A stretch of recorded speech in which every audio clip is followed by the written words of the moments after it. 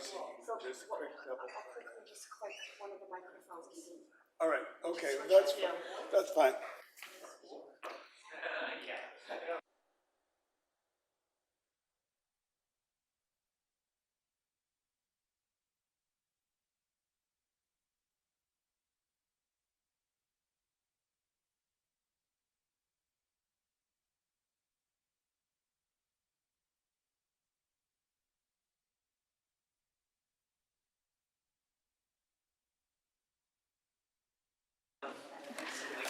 Hello, John. This is Claudia from the council chamber. We just wanted to test your sound. I noticed you connected.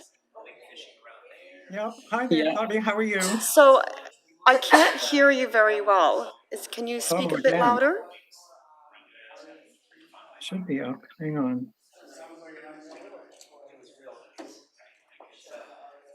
Is that better? Can you hear me, John? I can hear you perfectly. Last time you did something at your end. Can you try speaking maybe closer to your where your microphone is on your computer? Sure. How's that? Oh, that's better. I think that's better. Yeah. Okay, I'll do that. Let's turn his microphone up. So if you can turn your microphone up from your side and then just speak as close to it as possible, but then we can hear you. Great. Thank you.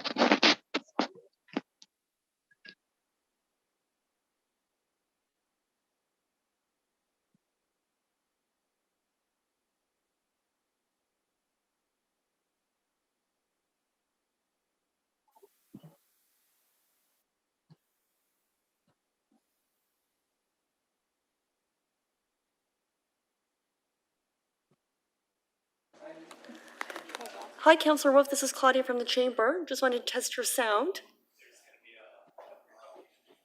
Yeah, testing. Yep, I can hear you. Can you hear me? Yep, I can hear you just fine. Thank you so much. Thank you.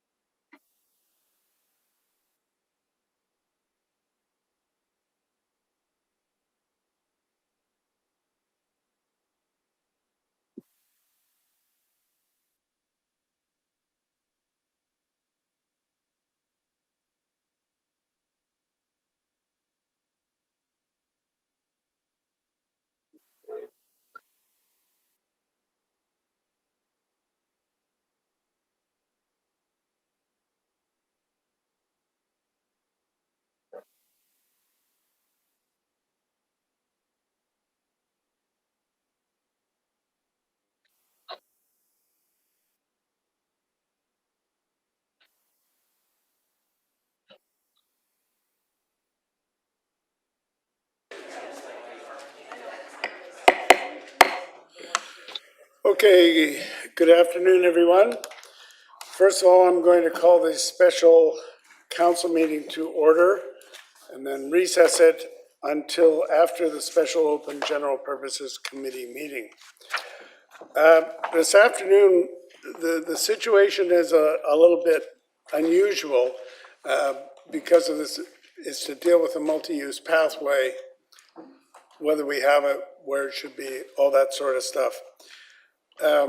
We talked about this at the last General Purposes Committee meeting, and after the vote, it would go to the next council meeting without recommendation. Now, the next GP meeting, or next council meeting will be this coming Monday, and two of the councilors are going to be in Japan, coming in remotely, but not here for it. So it was thought that it'd be best to have a meeting today when we could have a good discussion on the various options and the alternatives. Now, so what I propose to do very simply is I'll call to order the General Purposes Committee meeting. First of all, we'll hear from staff regarding the memo that they have circulated, talking about the alternative and making any other remarks. Then we're going to go, I have a list of delegations that have phoned in. Some of them are online, some are in person, but there's about 15 of them. And then there's other people who want to speak, and they have been signing up outside, and I'll go through the list of delegates in the order that I have them, and then go to the ones that we have from the ones signing up tonight. Now, because there's a number of delegations, quite a number of delegations, any of the delegations are reminded of the 5-minute rule. You have 5 minutes to present your point of view. And because there's so many, we're going to really be holding tight to that 5 minutes. So we're now in the Special General Purposes Committee meeting. And so the item on the agenda is the Stevenson Highway Multi-Use Pathway Project, Phase 1 and 2, the update on that. So we'll ask staff to come forward and just give us a few remarks on this, and then we'll go from there. Thank you, Mayor Brody. I'd just like to say that the Stevenson Highway MUP has local and regional significance.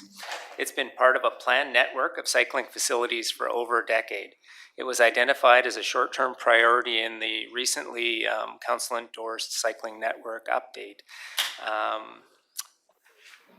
We come to you today. In your package, there is an alternate. Maybe the clerk could put the alternate up on the screen.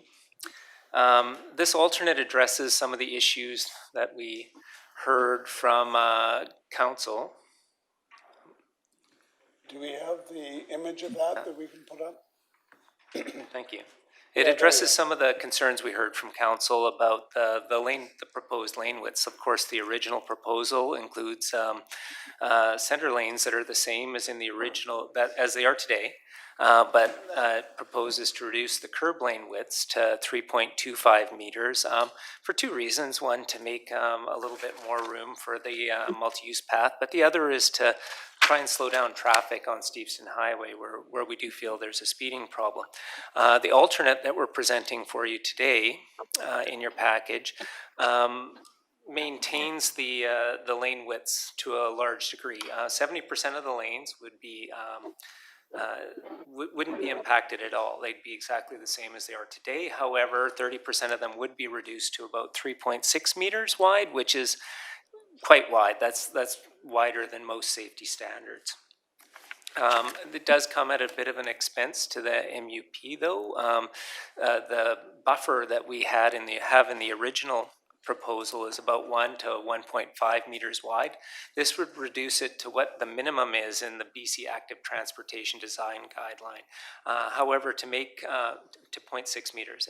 However, to make it safer, make people feel more safe, the alternative also includes a railing or a barrier that will separate cars and cyclists and pedestrians.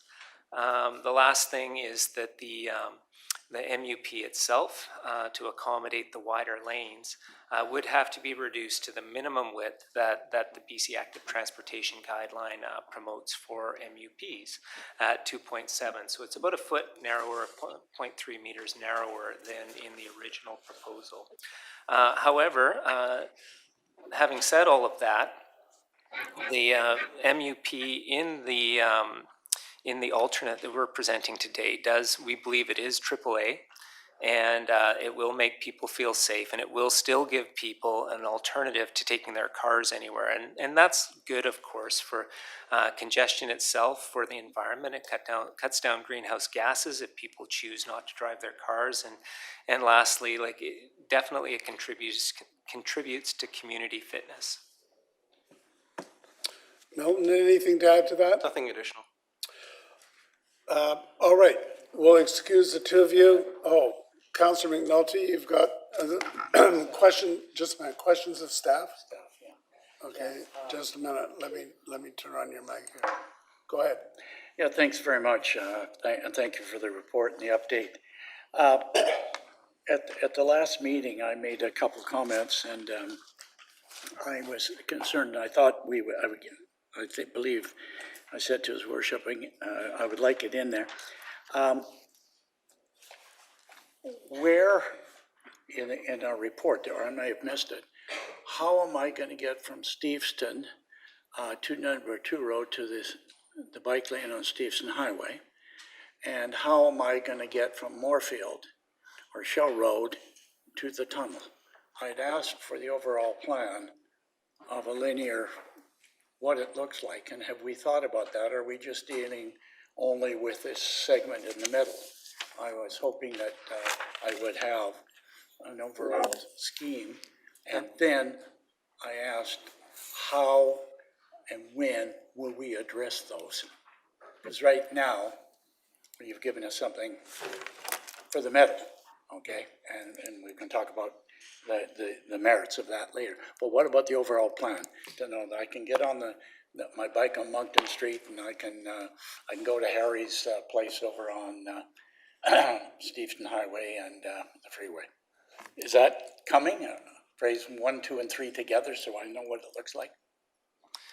Through your worship to Councillor McNulty, as you're aware, Council has already approved Phase 3, which gets you from number 2 road to Railway Avenue, and there are existing bike routes from Railway Avenue into Steveston Village. The overall plan that's in the OCP actually extends the bike route on Steveston all the way to the dike. Now, that's not in the immediate planning, because we feel that the railway corridor actually connects you to Steveston Village at this point in time.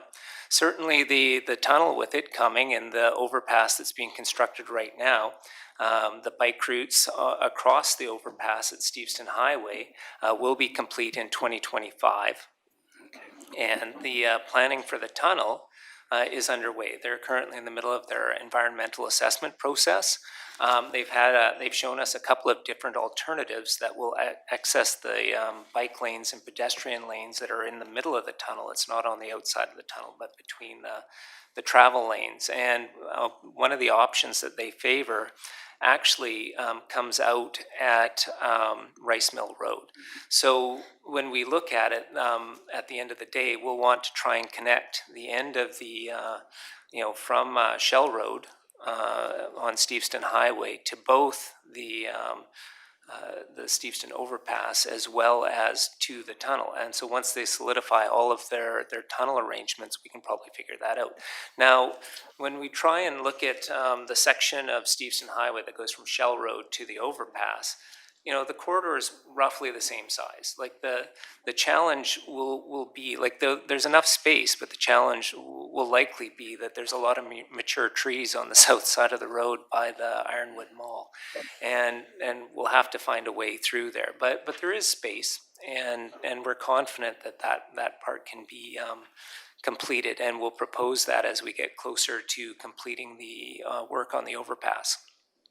Ultimately, we have to see where the tunnel piece lands to see how they want to do that connection. I'm aware that some of their drawings have shown a connection on the east side of the proposed overpass, but that's inconsistent with what the tunnel project is showing as opposed to the overpass project. So like I said, when MOTI gets to a place where they're certain of that, then we can really get to work on figuring out how to connect the tunnel piece to the rest of our bike network. Just quickly, the other question, and I'm sure there'll be other things to ask. Did we look at speed on Stevenson Highway to either reduce it from even 50? I think I mentioned 45, 40. Is that, and did we ever think of that, given that that could be a bike lane all the way through? Through your worship to Councillor McNulty, no, we haven't reviewed reducing the speed from 50 to anything below 50 at this point in time. What we have looked at quite a bit is ways to get the speed down to the posted speed limit right now. We do have a speeding problem there. We have a continuous speed rating out there, and you know, we have an issue, and that's one of the reasons we proposed doing the road diet, narrowing the lanes to the outside lanes to 3.25, because there's a lot of evidence that really shows us that this can contribute to reducing speeds. In Surrey, it's reduced speeds on some roadways by 20 kilometers an hour, and if we did that on Steveston Highway, if we could achieve that, that would actually get us from the average speed that we have today to an average speed of 50, which we'd still have some speeding, but it's a lot better than where we are. Okay, thank you very much. Okay, Councillor Heed, questions? Yes, and I just want to point out, Steveston Highway is unique, and I think it's an unfair comparison unless you find a highway similar to that in Surrey that you want to compare it to. So the question I have, Mr. Bai and Mr. Wong, is are we narrowing the lanes or not? It's kind of confusing what this option is saying. Is it like 70% are going to be fine, but you're narrowing 30%? Are we or are we not? Through your worship to Councillor Heed, in the alternative, we are narrowing 30% of the lanes by a small amount. 70% will remain the same. 30% will be reduced from, I think the maximum lane width there is, it's over 4 meters, which is very wide, even for Richmond. So the average, I believe, was 3.8 meters along the corridor, and to have the alternative, we would still need to reduce the widest parts down to 3.6, which 3.6 is a highway standard. Like the Alex Fraser Bridge is 3.55, right? So it's still a very, very generous standard. Through the chair, so those areas where we are narrowing the 30%, are you proposing the railings in those areas? Through your worship to Councillor Heed, if we were to proceed with the alternate, we're proposing a barrier or railing the entire length. The entire pathway? Correct. And have we determined the extra cost? I'll leave that to... Through your worship to Councillor Heed, the cost estimates right now, we should be able to still do it within the proposed budget, including the additional funds that we had asked for with the original option. External consultants and internal staff have looked at the cost difference between the initial option and the alternative, and they're quite similar. Okay, and my last question, Mayor, is when we look at Bill 23, that's across the water in Victoria right now, where it talks about a 1 meter minimum safe passing distance, how does that overlap into what we're doing on Steveston Highway? Through your worship to Councillor Heed, maybe you could explain that further. The 1 meter safe passing distance is in reference to? There's a bill in front of the provincial legislature right now. I forget what it's called. We can find that, and I suggest you have a look at that. The minister has said that they're proposing a 1 meter minimum safe passing distance from cyclists and pedestrians on roadway.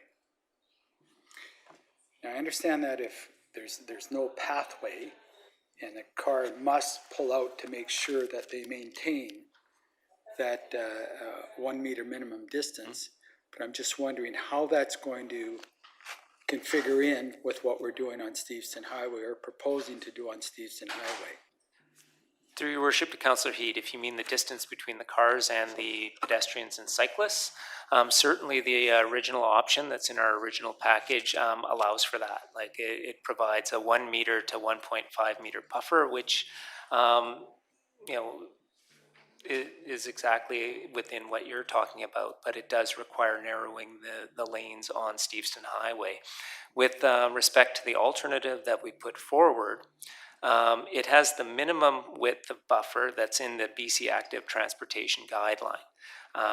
So that's the design standard that we use, the 0.6 meters. And that by itself, based on the guideline, is adequate. However, given the safety concerns that we've heard from yourselves and others, we feel that putting in the barrier would add to the level of safety, or certainly the feeling of safety for pedestrians and cyclists. So as you're saying that this legislation is proposing a 1 meter minimum, this would be less than that 1 meter. However, it would also have a barrier. Again, Mayor, and I'll just Just wrap it up here. questions, just questions at this point. You'll have time for debate and comments later. There's no debate here. All I'm saying is we should be cognizant of that Bill 23 that's in front of the legislature right now. Thank you. I'm going to tell the councillors, we have our staff here. We're asking them questions. There will be time for debate and comment later. Councillor Hobbs. Thank you, and through the chair. Thanks again for the report, and thanks for the addendum with the alternative in it. Can you just confirm one thing for people listening? The MUP, the alternative, as well as option 1, they are both actually two-way for cyclists, including pedestrians, correct? Through your worship to Councillor Hobbs, that is correct. Right. And the narrowing of the lanes, option 1 clearly calls for that, and that is going down from the average of 3.8 to 3.25, I believe, on average, right? So about a 0.55 meter, about 22 inches for us old imperial people, right? Through your worship to Councillor Hobbs, that's correct. With the proposed lane widths for the curb lane would be adjusted to 3.25. The center lanes would stay the same as they are today at 3.1. And it would be adjusted down from, there's really quite a lot of variability in the curb lane width on Steveston Highway, but the average was 3.8. And there are sections that are already 3.3. Right, and some that are over 4, as you mentioned. The issue of lane widths was something that I was concerned about, and I've stated that publicly. But in looking at different roads, and there is a question, Your Worship, sorry, and looking at different roads, I was interested to hear what the lane widths are on some that we're all accustomed to seeing. And Knight Street, for instance, is one that has major trucks, right? So, and it seems to handle the volume. And so the average lane width on Knight Street coming off the bridge, for instance, going northbound around 60 and 61st, those average lane widths are what? Through your worship to Councillor Hobbs, the city engineer in the city of Vancouver has indicated to me that they are between 3.1 and 3.2 meters wide. That overall on that entire corridor, the lanes range between 3 meters and 3.3, but in the section around 55th to about 60th, they're 3.1 to 3.2. Yeah, that's interesting. Thank you. Councillor Galanders. Thank you, Your Worship. I have a question. I have a question about Shell Road. When you're traveling east towards Shell, so I can see how the option 1. I know we're talking about option 3, but I just want to get the questions now. I can see how option 1 would work all the way until almost before Shell, and then it's kind of quite a narrow sidewalk with a railing already at that building that's on the corner, like a railing on the south side of the sidewalk, and then there's a big left turn lane turning left, to go north on Shell. So I don't know if you know what I'm talking about, but I was just wondering if there was if there's a way to, like, let's say we decide we don't like the alternative and we're discussing possibilities for option one, to use some of this alternative to in some areas where it might be beneficial to have a narrower median and have the railing. Like, I could just see it really being in that one section before Shell Road, the railing, as opposed to option one. Through your worship to Councillor Glanders, I'm not familiar with exactly what option one shows at that point, but we can definitely take a look at optimizing the design, regardless of which option council decides to go with. Do you remember if there was any plan to take that left turn lane away, off the top of your head?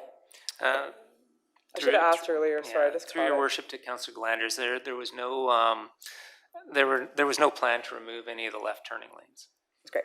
And then Councillor McNulty brought up the railway to two road section, which is not on here, but I did get a memo because I was asking about trees and hedges, and I received a memo, thank you so much, about the hedges update and which ones need to be trimmed and which exact trees need to come down, etc.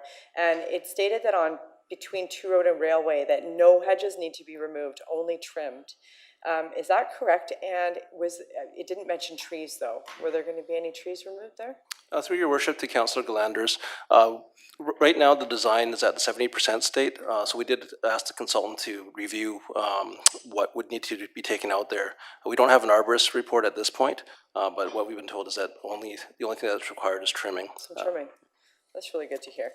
And then just regarding the lanes width for this alternative, I just want to confirm. Actually, no, it's about it's about the option one curb lane width. Right now, the narrowest point that lane is 3.3. Through your worship to Correct. And then we're going to be reducing that, if we go with option one, to 3.25. Is that the average or is that the minimum? Because that's just 4 inches different than what the narrowest point is now. Through your worship to Councillor Glanders, it would be consistent lane width all the way down. It'll be consistent 3.25. Yes. So that's not an average that varies or goes smaller than that ever. It's Correct. the minimum and it's consistent.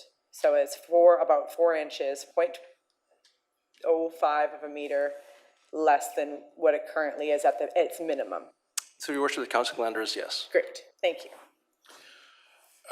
Just to clarify, before I go to the next speaker, reference has been made to option one. So when we talk about option one, we're talking about, well, option 1, 2, or 3.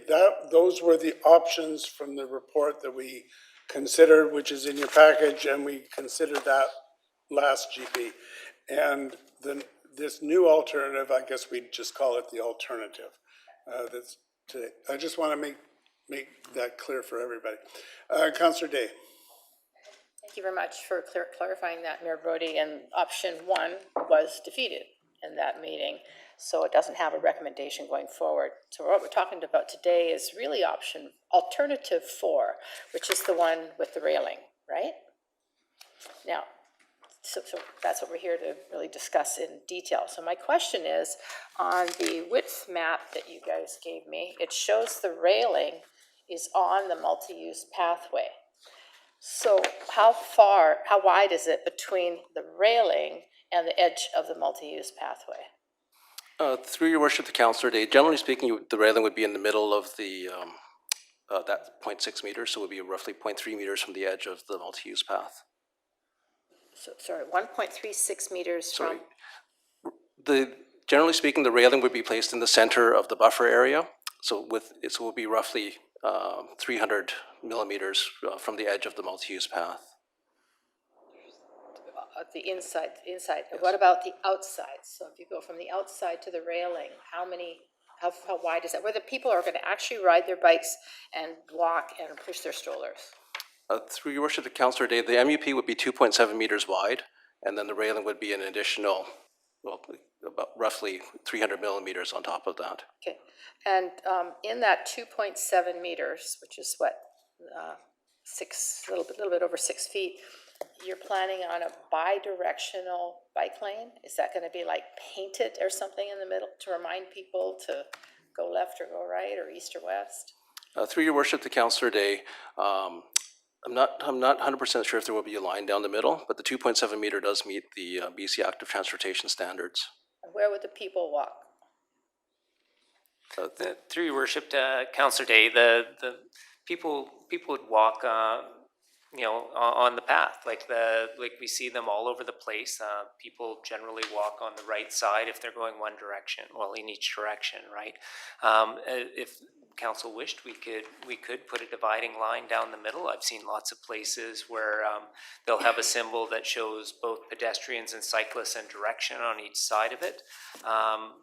We haven't put that in very many of the ones we have today, and we don't have too many difficulties with that. But if that was desired by council, we could certainly spring for some paint and put a line on there.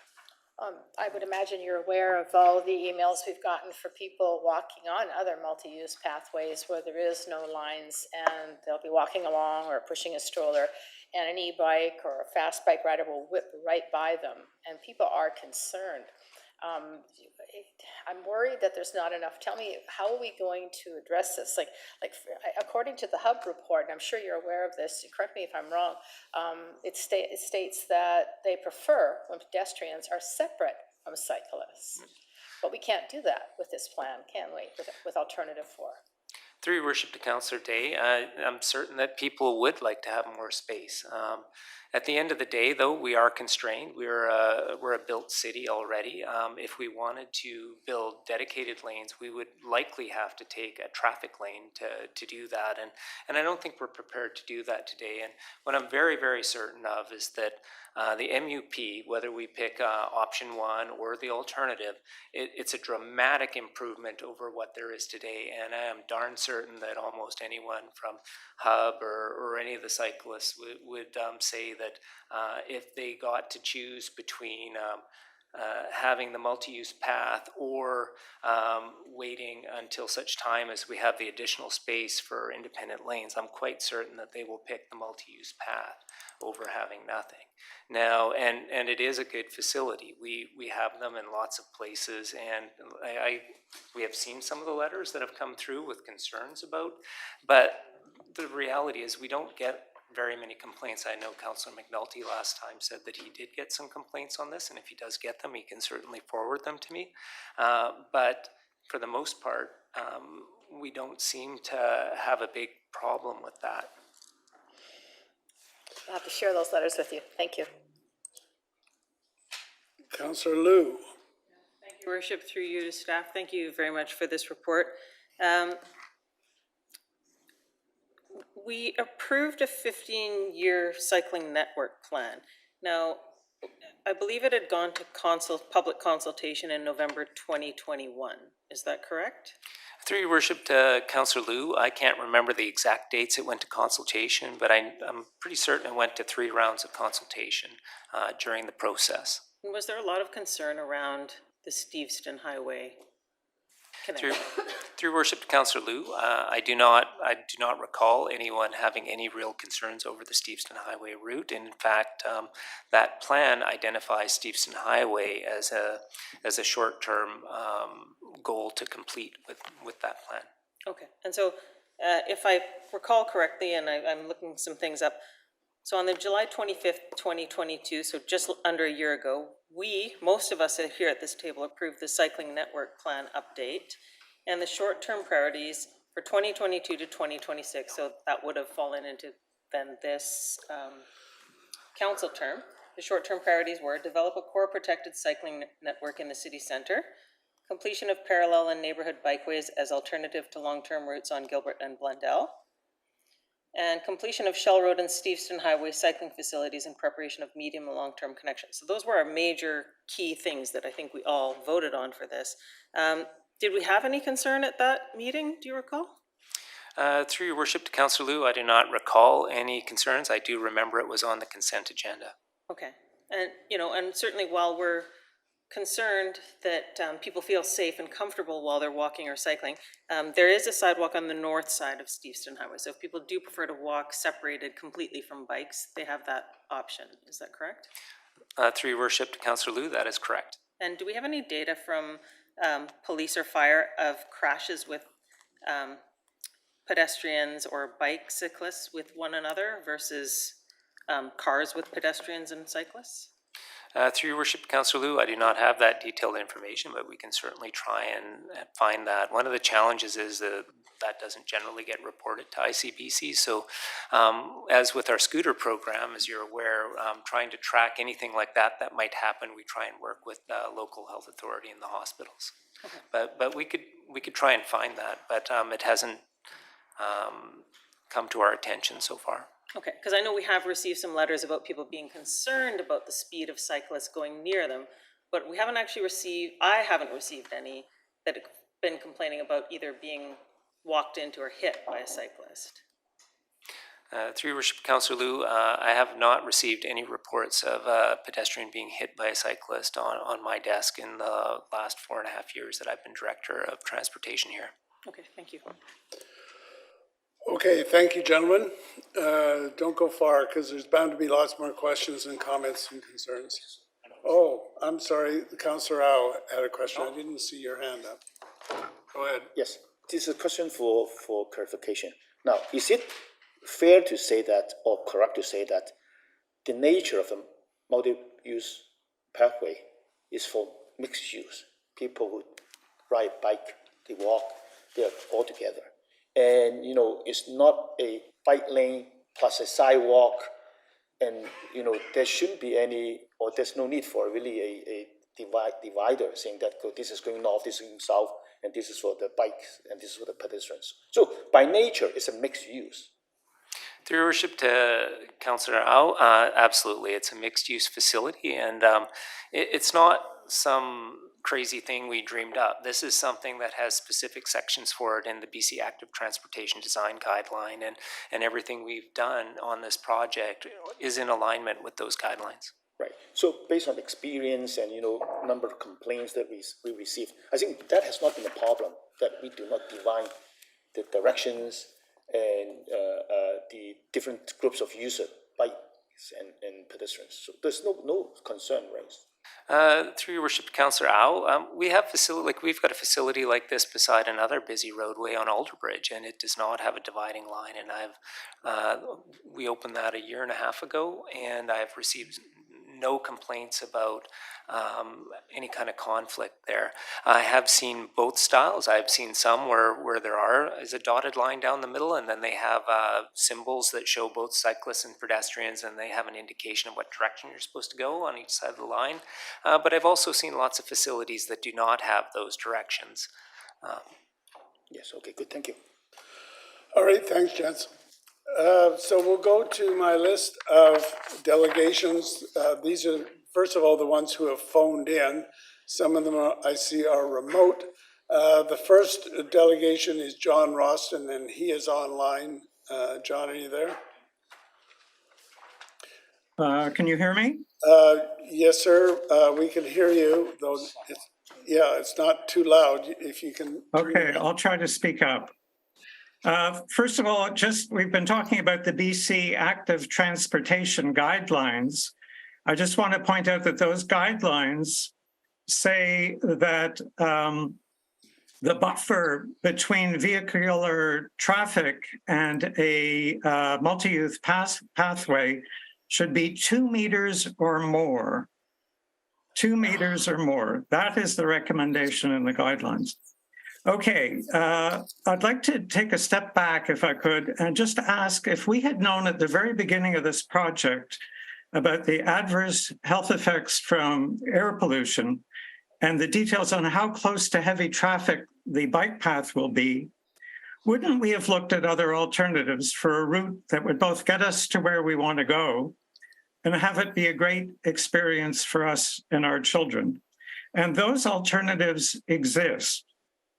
In the short term, there is Williams Road, and in the longer term, there is a route south of Steveston Highway through farmland starting at the extension to Monteith Road. And a route through Richmond's farmland will provide far more health benefits than one besides Steveston Highway. Now, I read the submission from Dr. Dewar.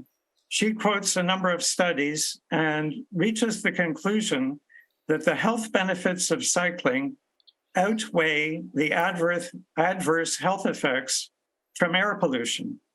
These studies all assume that the air pollution levels are normal urban levels. In other words, the levels on Williams Road, not the levels on Steveston Highway. These studies tell us that cycling Williams Road is beneficial, not that cycling Steveston Highway is beneficial. And for example, she quotes from an article entitled Growing Urban Bicycle Networks in the journal Nature. That article says, and I quote, "We assume that all infrastructure would be built as a child-friendly living street, i.e. as a shared traffic space where cyclists and pedestrians have priority and cars are tolerated to pass through in walking speed. This assumption roughly translates to a reduction of speed limits for cars along the affected road sections by a factor of 5. For example, from 50 kilometers an hour to 10 kilometers an hour. That is the recommendation in the research she cites. And as we know, vehicles do not travel on Steveston Highway at 10 kilometers an hour. So yes, there are cyclists who want the shortest route built now and who don't much care about air pollution and heavy traffic. They are understandably frustrated at the thought of a delay. I can understand that. However, families with children and seniors have a very different perspective, and they are also the ones who come out to vote. The huge budget for this project ensures that there won't be much money anytime soon for alternate routes. So I know it's a difficult decision, but I hope you will have the courage to vote against the Steveston Highway plan and put the money toward much better routes that we can all enjoy using. Thank you very much. All right, we've got a question from Councillor Day. Thank you, Mr. Rustin. It's interesting numbers and details that you pulled out of those reports. Thank you for that. When it comes to children, how does air pollution affect them? Well, the research that I have read explains that there is a much, for the same amount of air pollution, in other words, if an adult and a child are standing in the same spot, the negative adverse health effects from the pollution will be much more severe for the child. And that has to do with how much air they breathe in for the size of their body. So yes, my concern really is for children. I think many of us, we smoke, we do all kinds of things we shouldn't do, and probably cycling besides Steveston Highway for many people isn't that great a concern. But it should be a huge concern for their children. Councillor Galanders. Just a follow-up question, please, Mayor Brody. So you said there's effects, but what are the effects? Like I've heard asthma. Is there other effects? Or are you an expert on this? Asthma, yes. Well, the research from the Environmental Protection Agency gives a whole sort of litany of things, running all the way from asthma as sort of the mildest effect, through heart problems, lung problems, and premature death. All right. Councillor Galanders. Hello, Mr. Austin. Thank you for presenting today. I have a question about, this came up a couple months ago, but now I just can't remember the answer, so I just wanted to get it clear from you because I know that you do know about this. If there's children, let's say, and people living on Steveston Highway, and say they have their little front yard in their townhouse that's close to the road, and that's where the children have a little trampoline or they play there, is the air quality much different than what it would be on the multi-use pathway? Is the concern more that it's when you're exercising and moving through it that it would be different than, what's the difference between just living there and being on the pathway? Yeah, so I don't want to pretend to be a physician, which I'm not, but as you know, I discussed this with Professor Carlston, who's head of respirology at UBC, and really is the top BC expert on air pollution and its effect on the human body. And he explained that there is a drop-off. So in other words, the worst air pollution is within the first 100 meters. And his opinion was that if the MUP were 100 meters from the roadway, he would have much less concern, and that would include children. It doesn't actually get all the way down to background level pollution that you would find anywhere until it's about 250 meters away. But 100 meters, it's within that 100 meters that the real danger lies. And it's partly when they're there. So in other words, it's much worse at rush hour, for example, than it would be at other times of day. And secondly, yes, it does decrease as you move away from it. So a cyclist who's only 2 feet, in essence, from it is different from somebody in their front yard that might be several meters away. Okay. So it would be less. All right. But they do recommend that people keep their windows closed at rush hour if they live right beside a place like Steveston Highway, and that they use air filtration. Oh, thank you. All right, thank you. We will go to the next delegation, Derek Williams. I believe he's here.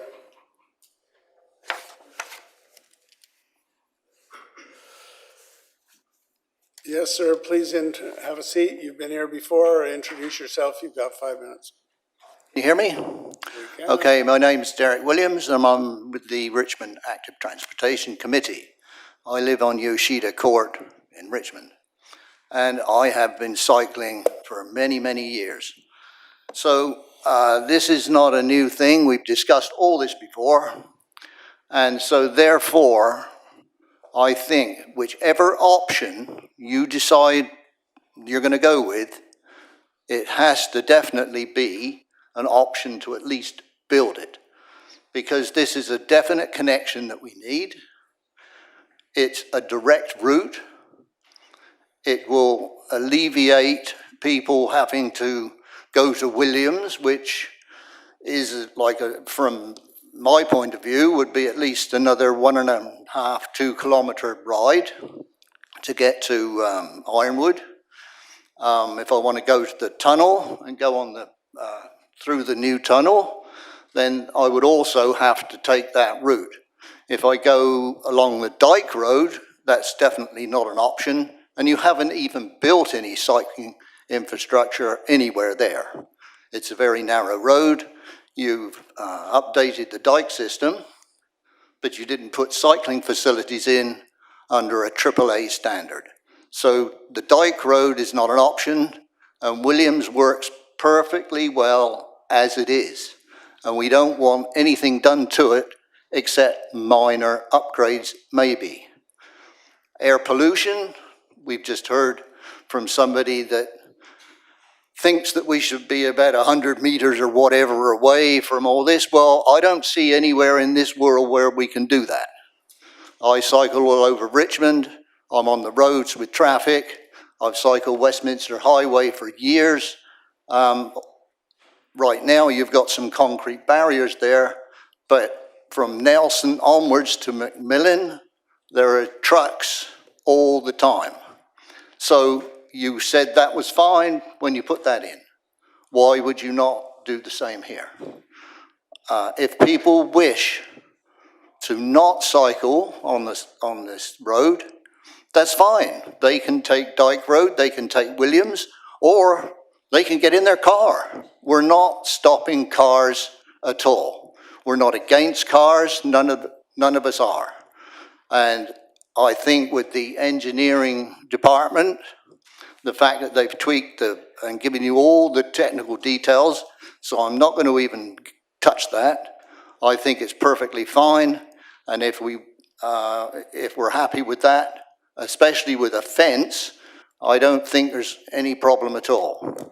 So if you can lower the speed, then please do so, because It's just out of sight at the moment, seems ridiculous, and I don't really understand why it's taken this long.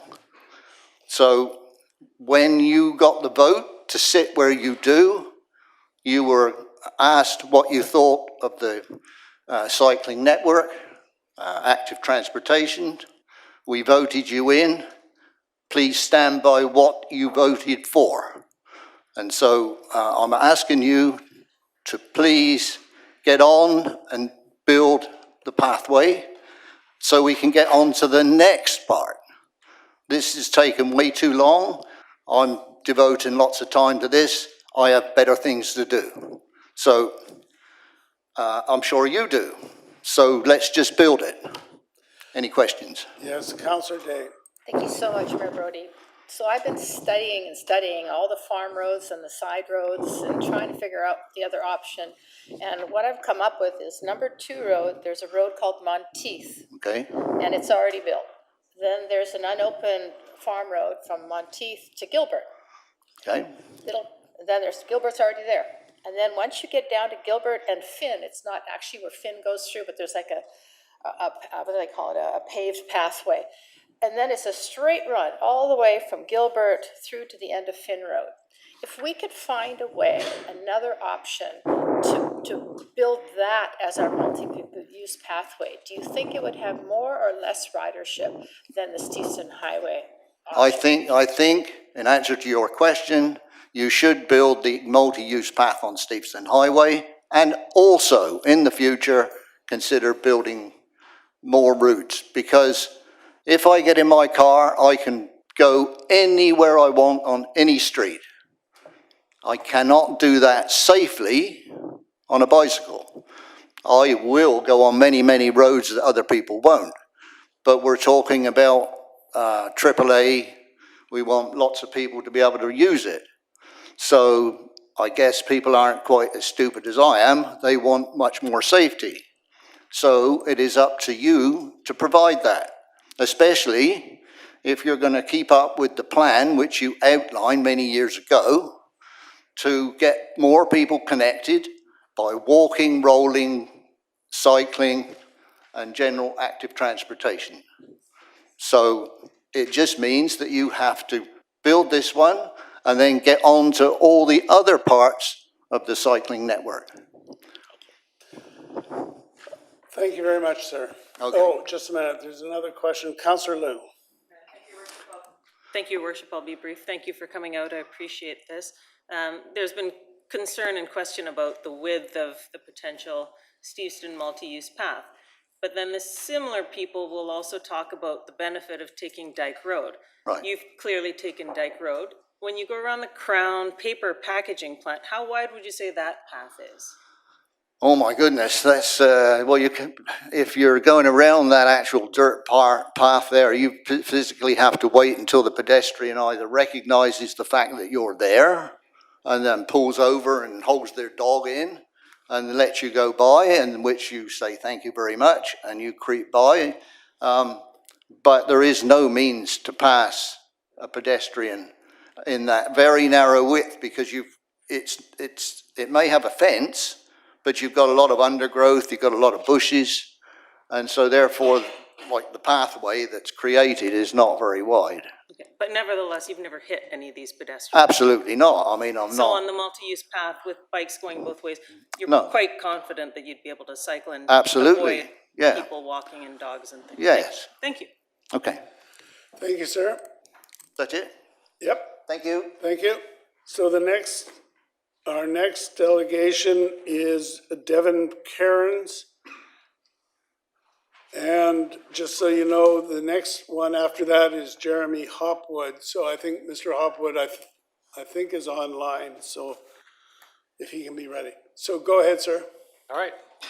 My name is Devin Cairns. I live at 6331 Buswell Street, Unit 1502, and I'm part of the Hub Cycling Richmond YVR Local Committee. I would like to speak in support of the multi-use path on Steveston Highway and of the numerous benefits I think it would offer Richmond as planned. I don't own a car, nor do I drive. For me, this is by choice, and that choice has had positive impacts on my life. I feel that my health is better than it otherwise would be. I save a lot of money not having to pay for a car. maintenance and insurance, and in many cases I feel that it's actually more convenient for me to get around, as I can often take more enjoyable trips and not have to worry about paying for parking along the way. It is not a choice for everyone, however, and there are many people who for various reasons cannot drive, so they require the city to provide safe infrastructure for them. The main danger to me while walking or cycling, unfortunately, is cars. Richmond's bike infrastructure is fragmented, and I often have to ride on the road as if I were a car, but I'm much slower and drivers often don't expect me to be there, and are frustrated or behave unpredictably. There are many times when cycling on the road, or when crossing a road when walking or cycling, that I don't feel safe. I think the prospect of having to face that is what stops a lot more people from cycling. In the case of Steveston Highway, I think it also stops some people from walking or rolling. As it is, Steveston Highway is a dangerous road with minimal infrastructure for pedestrians and none at all for cyclists. Speeds are high, and there's little to encourage drivers to be attentive and slow down. At the same time, it's absolutely required to interact with Steveston Highway in some way when going to Ironwood, which has a large number of businesses and a library, when traveling to Delta, whether by bike shuttle or public transit or future tunnel, or when accessing the South Dike from anywhere north of it. Traveling on or even crossing Steveston Highway as it is feels unsafe and discourages more people from engaging in active transportation. The multi-use path plan would improve those intersections and make it much safer to cross Steveston Highway while also opening it up as a viable transportation option outside of a car. There are also numerous convenient cycling and walking routes that already link up to Steveston Highway, but currently end there, so this project would close those gaps. I believe it would also make Steveston Highway safer for driving, as improvements would reduce speeds and make drivers more attentive. Lane width in particular is a major factor in excessive speed, as the increased distance makes speed less apparent. If council were to approve a multi-use path on Williams Road instead, I believe it would have very little impact on the viability of active transportation in the area, and it would not address the safety concerns of Steveston Highway. I'm also unconcerned about the air quality on Steveston Highway as a reason to avoid the multi-use path. A study published in the Canadian Medical Association Journal on August 16, 2021 found that moderate and high levels of activity were associated with a lower risk of death compared with inactivity, even where the air contained high levels of particulate matter. This study was based on data from Taiwan with higher levels of air pollution than found on Steveston Highway, and I believe lower speeds will improve air quality anyway. Getting people moving and making it safer and more pleasant for them to choose that option should take priority over only choosing routes that avoid air pollution. In order for them to do that, it needs to be a more convenient and safe choice to walk, roll, or bike than it is currently in all areas of Richmond. The Steveston Highway multi-use path is one of many important steps to making that a reality. Thank you for your time and consideration. Thank you. Thank you. We have a question from Councillor Hobbs. Thank you, and through the chair. Thanks for coming forward and giving us your opinions. I'm curious to know what you think of the alternate plan, what the railing that was discussed. If you've had a chance to look at that, I don't know. Have you? Sorry, which alternate plan? The one that's being proposed south, or? A little bit narrowed, and it's got the railing along Steveston Highway. Have you had a chance to look at that? Yeah, I prefer wider and more distance from cars, so I would definitely prefer the original plan. But I do think a railing would probably make me feel safer than not having anything there at all. So I just wonder, as a comparison, since you're a cyclist and go all over the place, have you been through the Causeway in Stanley Park with the new railing the park board did there? You know, that green one with the... Yeah. What do you think of that? Because that's a busy road, quite a high curb. What do you think about that railing? I don't think it really makes much of a difference to me, but it makes me feel a little bit safer to have a railing. Okay. Yeah. I'm just curious about that, because... realistically, I mean, if there were a car that got off the road and crashed into the railing, I don't think it would really provide a lot of resistance, so. Yeah, sure, and thank you for that. Thanks. Thank you. Councillor Day. Thank you very much for your presentation, and I'm glad you're a cyclist. It makes us all safer. I wanted to ask you more about that you would feel safer with a 3-foot or 4-foot barrier between the cars and where you're cycling. And yet, the one that we're talking about right now, alternative 4, has the cyclist right beside with a much narrower lane. If it meant waiting a little longer, if we decided to refer this back to staff to look at ways to increase cycling, because we need more multi-use pathways, there's no question, would you be prepared to wait a little longer to get what you just said you prefer? I would rather things happen faster, just because I think that you can always delay things and try to make things better for future in ahead of time, but you're just spending more time that people could be spending engaging in active transportation. And have you ridden Williams and have you ridden Steveston recently? Yes, I've done both. How do you find them different? So I like I usually take the Railway Greenway to Steveston. I like that as a multi-use path. I think that I've never really had any problems getting around people. If there's people who are walking very wide and blocking the whole path, I just, I call out to them or I ring my bell, and I've never had an issue. I've never come close to crashing into somebody. I always slow down when near people. It's never an issue. As far as Williams goes, the bike lanes are standard bike lanes. I don't mind those. I prefer the multi-use paths just because I feel more separated from traffic. If I'm on a bike lane, I'm very close to cars that are going by, and not everybody respects the bike lanes. I feel like a provides more of a barrier. Yeah, I think that's why almost everybody has a problem with alternative 4. Are you aware that there are 43,400 vehicle trips a day on Steveston Highway? I am aware that it's a very busy road. Okay, all right, thanks. All right, thank you very much, sir. And I'm just going to react to, yes, thank you. I'm just going to react to what was just said. I don't know if the alternative that is for this meeting is that's option 4. I don't know how anyone can say almost everyone is against it. We haven't voted, we haven't had any discussion on it. So the next delegation is Jeremy Hopwood. No sign. Okay. Then we have Jeff England. And just so you know, the next two are James White and Les Kiss. James White, then Les Kiss. So, Jeff England. Yes, you're on. That's fine. Thank you very much, Council, for having me. I'm here as a longtime resident of Richmond. For the past 15 years, I live near Number 2 Road in Andrews, in the outskirts of Steveston. And, I think having lived across the street from the Number 2 Road MEP, it's been a great improvement to our community. I can give you an example of how a future MEP on Steveston Highway would benefit me as a resident. Both my kids go to school at McRoberts and William Bridge, and for them, they are now cycling down the Number 2 Road MEP, bit of a dodgy riding on the sidewalk a little ways through Steveston, London, and along Williams. This would almost provide them with a direct connection along Steveston Highway to Moorfield and into the back of South Arm Park. So if you're worried about people using the MUP, I think there's lots of people out there. Maybe people aren't using it to go all the way from Steveston or all the way from Railway, all the way to Delta, like you may expect, but there's a lot of things, a lot of destinations in Ironwood and Steveston. And if people are even just using it to go from 3 Road to Steveston or from 4 Road to Shell Road, this is going to be an added benefit for residents all over the city. I commend you all for making a commitment to improved bike and walk facilities over the years. I look on the kind of engineering map every year to see what's going to happen this year, and it's always very exciting to see the improvements to the active transportation network.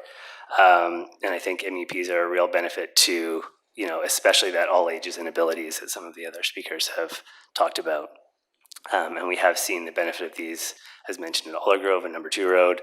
Obviously, Railway is a huge success, and I think adding more of these facilities is a really important part of the growth of our city. I would implore you all to be forward-thinking. You know, the city is still growing. We obviously see that there's townhouses popping up all along Steveston Highway. Those people literally have no way to get anywhere on a bike because they're stuck on a main road. A facility like this would provide for them, and we can only expect that over the next 10 or 20 years, more people are going to be living on that corridor. And the time is now. We have an opportunity to take advantage of building a facility here that can be used by residents in the future. I think there's been some debate about the actual need for this facility and whether we could have it as an alternative somewhere else. As one of the other speakers mentioned, it's not about this or that. The goal would be to have a cycling facility on every road, every arterial road in Richmond. That's probably not a reality in the near future. It's expensive and costly and creates a lot of challenges. So we need to build the ones that we can, and this one's on the table and it's feasible. Maybe it's a bit more expensive, but there seems to be funding from TransLink to support that. And I think we need to take advantage of it now, because in 5 years, it's going to be $20 million, as we know, with construction prices these days. The last piece here, as one of the other speakers mentioned, you know, we all know that the average speed on Steveston Highway is 65 to 70K. That's unsafe for drivers, let alone pedestrians and cyclists.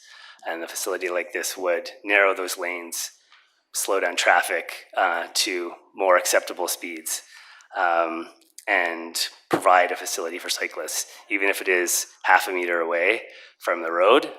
There's examples all over the place of people riding. Like I said, my kids ride on the sidewalk a foot away from traffic dangerously. I'd rather them have 6 inches of grass than nothing and riding on a dangerous sidewalk. And my last piece is a bit of an aside, but we keep mentioning Steveston Highway. I would love, as part of this, if you would follow the footsteps of Surrey and maybe rename the road to just Steveston Road. Get rid of the highway. It's not a highway. It's just another arterial road in Richmond. It has just as much traffic as half the other roads in Richmond, and that would make for a much more long-term community feel that we could all be proud of going down the line. So thank you for your time. Appreciate it. We have a question from Councillor Galanders. Hi, thank you for your presentation. Just want to ask you a question. Did you know that it was brought up to change the road from Steveston Highway to Steveston Road? Did you know that? I did not. Yeah, apparently it was going to cost millions of dollars to change all the addresses, so it wasn't feasible, but I hear you. Maybe in a couple of years you can think about it. Surrey decided it was a good idea, so. Yeah. All right, thank you very much, sir. Sorry, Councillor Day has a question. Steveston Highway has 43,400 daily vehicle trips, and Williams has a third of that. So you still think they're the same? I didn't say that they were the same. I said that we need more cycling facilities on all the roads in Richmond, and I'm sure there's other roads other than Steveston Highway in the city that have a lot of cars too. Maybe Westminster Highway has a bike facility. And I would love to see more safe lanes so your kids can ride far away from the traffic, because that's exactly what we need. But I also feel that arterial roads... Do you have a question? My question is, do you feel that all arterial roads are created equal? Because there is a significant difference in the amount of traffic. I would say in Richmond, it's surprisingly, you know, the grid that we've built is a very uniform arterial road grid. And as suggested, I don't think Steveston Highway should be made like that. We should not try to keep Steveston Highway as a highway in 10 years. It should be more like number 2 road or whatever other 2-lane or 4-lane arterial road we have in Richmond. We should try to be creating Steveston Highway as a complete street. I think that would be a huge step forward in our community, not to be like, Steveston Highway is a highway. Let's have, you know, people driving 70 kilometers an hour and make it a dangerous road down the line. We should be transforming that so that we can transform the area around that into a more safe and secure community. All right, I'll let the truckers know what you said. Thank you. Thanks. All right, thank you very much, sir. So the next delegation is James White. Then we have Les Kiss and Dr. Darwar. Mr. White. Thank you. First, let me thank everybody here for letting me come and speak, and also thanks to the Transportation and Planning Development people. They've done an excellent job in terms of preparing this. I enjoyed reading it, and I've read it several times. I'm not going to speak to particulars. I want to give you a little bit about my reaction to the proposal. My reaction to the proposal was originally to oppose it. And the reason for that, it has to do with my background. I come to this meeting as a continuing lifelong cyclist. I raced for 10 years. I have stayed active in it. I currently belong to Hub, BC Cycling, and Vancouver Velovets Club. I'm still involved with riding and training. I was training this morning. I do about 250 kilometers a week. And that's, that's the short end of the stick. And that's all winter usually as well, except during ski season. I'm 77 years old, so I'm looking at this from a senior's point of view, but I've lived in Richmond with my kids, your kids, all my life, and I think I probably could say I've ridden almost every road in Richmond on my bike. Sometimes trying to stay out of traffic, sometimes not. Okay, so first of all, after that, after my initial thing of saying why I'm opposed, and that's because I want to go fast, and I want to train. I want, I'll travel far distances to get a hill, and so that sort of thing doesn't really speak well for a multi-use area. I would probably not take it a lot.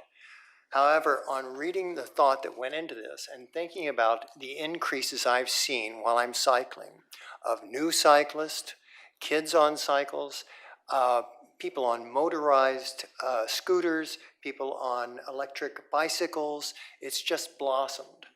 And I think every time we see somebody on a motorized electric vehicle or whatever, on a multi-purpose area, it means that there's one less car, and that's good for all of us. The other thing about this proposal, I think, is that it's not perfect. It's not what I would, if I were designing, if you said, go, Jim, go design what your perfect, perfect pathway would look like for multi-use. This is not the one I would design.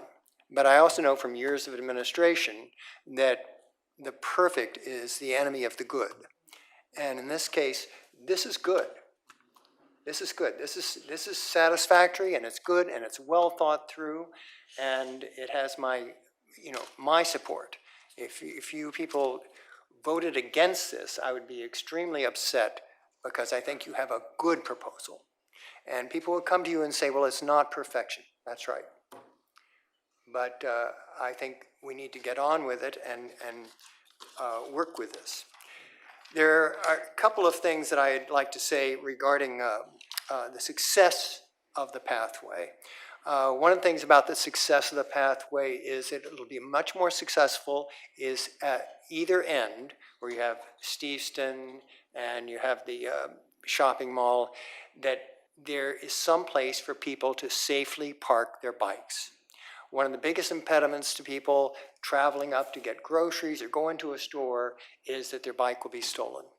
And that's electric bikes or any other kind of bike can be stolen, just like we have outrageous rates of car theft. So one of the things to think about is how are you going to make it possible for people to go shop, to leave their bike somewhere? What are they going to do? Now, last year they had the area in Steveston, which was valet, what they call valet parking. It's just monitored parking for bikes. But the cycling community wasn't informed of this. I found out by accident because I live close to Steveston. But there's no information that came out at all. So if you do have parking, we need to know about it. And that will increase the flow of people coming into the area. The other major issue I have is the speed. Okay, I'll make this the last one then. The speed at which people have been going in the farmlands. It is becoming increasingly difficult to be safe in the farmlands with speeds of 100 to 120 kilometers an hour down those roads. Even down, I mean, you hear the brakes hitting before the curve on Finn Road, and it's just impossible. The trucks are good drivers, okay? Okay, well, anyway, I am strongly in favor of this. I urge you not to vote it down on the basis that it's not perfect. Okay, we have a few questions. Councillor Al. Yes, sir. I just want to have a confirmation and clarification. Now, you said that, we can always strive for the perfect design, but, this is satisfactory. So are you talking about option one, what we refer as option, or, the one that staff brought up this after the I'm talking about the one that is in the staff recommendation. Okay. Does that help? Yes. Okay. Yes, I just want to make sure. Yeah. And just to show you, so for example, if you talk about what Councillor Heed was talking about the meter, if you add up that you're going to get, I think it was 6 inches to where the fence is going to be, that gives you the meter in terms of width. So it's just a matter of, where you position your bicycle is critical. And of course, this is not just a bike path. Yes. And the other multi-use things, I think the other people here who cycle will tell you that it works perfectly well on for example, the one that I cycle a lot is the highway out to Westminster Highway, the path along Westminster Highway. Sure, none of us like crossing the trucks at Nelson, but they have gotten used to us and they've become very considerate. A lot of times the trucks will stop for me now. And it's just there's a marvelous relationship there where we've all gotten used to each other at some point. So, Thank you. Councillor Hobbs. Thank you, through the chair. Thanks for the presentation and kind of conveying your experience as a cyclist and a Richmond person. The question is, option one, you support, I get that, and it's not perfect, but good. Yep. Have you looked at the alternate proposal? Because what I'm curious about by the alternate proposal, are you talking about Williams or are you talking about the south? No, it's an alternate, okay. You're talking about the wider. Yeah, it's an alternate proposal. I guess I haven't The seen original option was to have it 3 meters wide. Yes. Yeah. And about instead of 2.7. Roughly yeah. A meter between the road and the bike and the multi-use path. Right. Then the alternate is a shorter boulevard with a railing and a slightly narrower multi-use path. So that's what Councillor Hobbs is asking. It's the Which one do you like? The 2.7. Right. I think the 2.7 is the one in with the railing. Yeah. Yes. Yeah, 2.7 with the railing. Yeah, it's in front of you. So The sorry. picture doesn't have measurements on it. Just to get a question in here rather than just talking. I'm just curious with all your experience, and I mentioned the Stanley Park Causeway as one that has that kind of railing on it now to improve safety for cyclists, not going off the sidewalk really with accidents. So I'm just curious if you have any feelings about that option with the 2.7, with the 0.6 boulevard, with the railing for protection. Well, I think the railing is a really good idea because a cyclist who's clipped in, I often, going over bridges and stuff, will grab the railing and stop to let other traffic go by while I'm balancing my bike. And what I would urge them is not to put the plastic things on it that move when you grab it. Put a good solid steel rail in so that cyclists can grab it and let other people pass and then get going again. That provides a lot of safety. Thanks. Sorry for the confusion. I just wanted to know if you'd dealt with that. Thank you. Well, just a minute.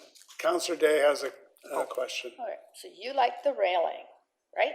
Yes. Okay, that's the one that has no barrier, no green barrier between the cyclist and the road. That's right.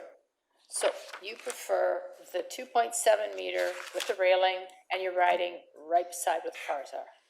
So if I were somebody who were, you know, if I didn't like trucks or cars or anything like that, that I wasn't used to it, I might have a different opinion. I myself, like, even in races, we have automobiles. They're used as pace cars to start us off. We're often this far from the bumper of the pace car to get started in a race. You have help cars. You know, I used to ride races where a car would pull up beside you and you'd talk to people and they would, you know, and say, you need some.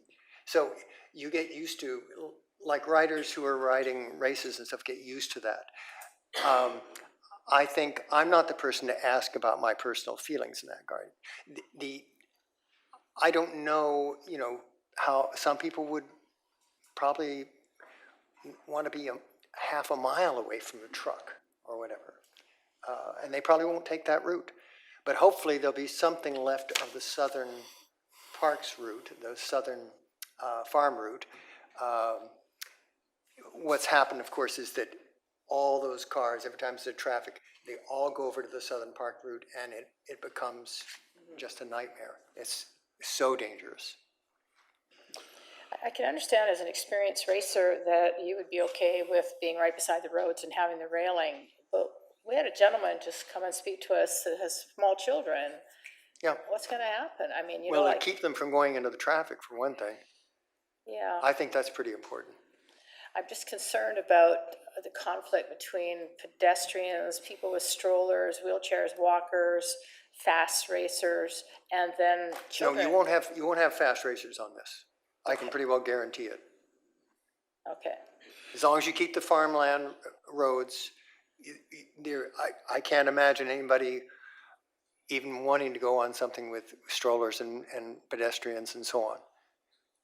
But what you will have is you'll have people who are using it for transport, which is what it's about.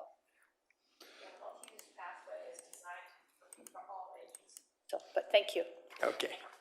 Just before we go to Councillor Galanders, I just want to read from the memo we've got today about this, we've called it option 4 or the alternate. There is the minimum width for the multi-use pathway is 2.7 meters, and there's a 0.6 meter buffer zone. So it is not right beside the vehicles. There is a buffer zone, albeit a narrower one than the first option. Councillor Galanders. I just have a question. You say you like the railing, and I also like the railing. A railing, not necessarily this plan, but so you're saying the railing is a good idea, but the 3 meter vegetated buffer is also a good idea, right? I mean, because you could hold on to the tree. Yeah, but I don't think I don't think you're going to get that. Well, stay tuned. A 3 meter buffer. Possible. Yeah. There's option 1 that's coming back to council without a recommendation that we voted down a couple weeks ago, but it's still there. And that was the original plan, which is a 3 meter buffer with trees. And then the 3 meter pathway. No. Sorry, it's not 3 meter, 3 feet. I'm so sorry. That made it so confusing.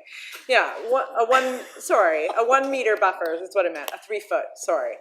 So a 1 meter, pardon me, 1 to 1.5, I believe it is, buffer is also good. How beneficial do you think it would be to have a 1 meter buffer, like the vegetated buffer, and a railing?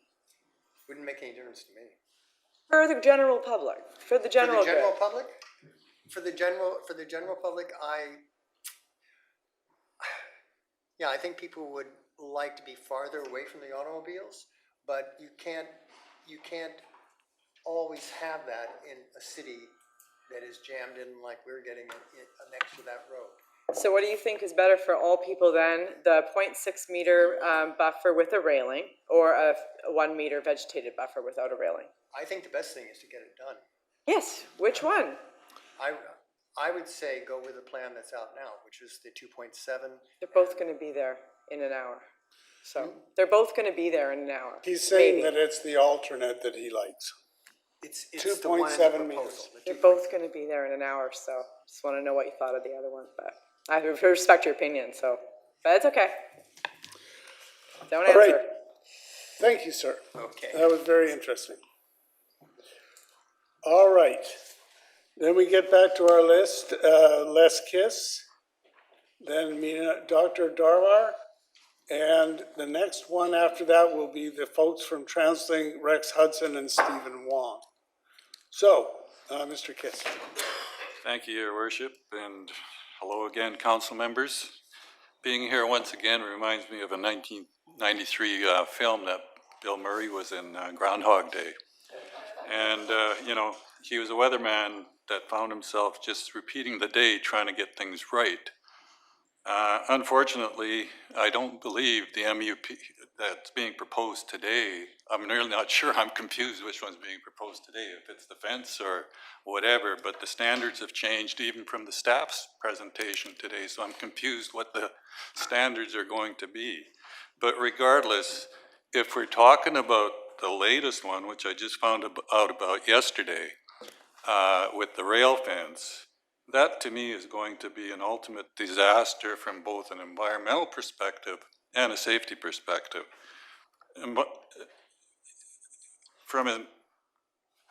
if it's a steel rail fence and it's going to run the entire route of Steveston Highway, to manufacture steel, it's double the carbon. So for 1 ton of steel, you're going to get 2 tons of carbon. So here we're trying to minimize carbon from vehicles, but we're going to add more by manufacturing the steel. The other part is the safety piece. I talked to the deputy fire chief today, and he said that is one of the most challenging routes for their emergency services. And if you put a railing in there, you don't provide any room for vehicles to pull off if an emergency vehicle is coming. And if you live beside Steveston, I live very close, I live at 5251 Hummingbird Drive. There's always emergency vehicles going on Steveston. It's a route that emergency vehicles use, and I just don't see it as a residential street, it's a highway. From a fencing point of view, you're gonna have visual problems, in the sense that a lot of the streets, like the Swallow that I live near, Richmond Golf Course, Kingfisher, the Buddhist Temple, there's cars coming in and out of there every day. If you put this fence up, it's going to create a visual problem. We keep talking about standards here, and you know, I believe staff indicated the BC rules. But if you take a look at other jurisdictions, one of the key recommendations is don't build an MUP near a highway. And the other piece is you should not leave cyclists stranded. And this comes to Mr. McNulty's. There's no complete project here. Where are we going to go when you go past Shell Road? Are you going to do something with get to Ironwood? No, we don't know. We don't know the full costing. We don't know the full safety aspects of it. And the multi-use path now is 2.7, apparently. You shouldn't have anything less. I mean, even the BC standards talk 3 meters. The other jurisdictions indicate that if you're going to have a heavily used MUP, you should be greater than 3 meters.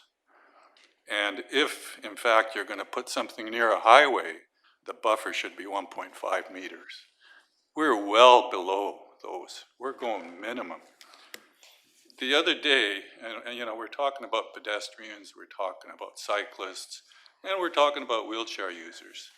But now we're also talking about e-scooters and e-bikes. The other day, I was driving down Railway Avenue, heading south, 50 kilometers per hour, and an e-scooter passed me on the pathway. I was doing 50. It was going faster. So from my perspective, if you're going to do this MUP, it can have motorized vehicles. 2.7 meters, this guy going over 50 clicks. How is he going to get out of the way if somebody's standing there with a toddler or a pet? So, you know, other people have supported this one, but I think there are alternatives. Williams is an alternative. The South Dyke is an alternative. I use that every day.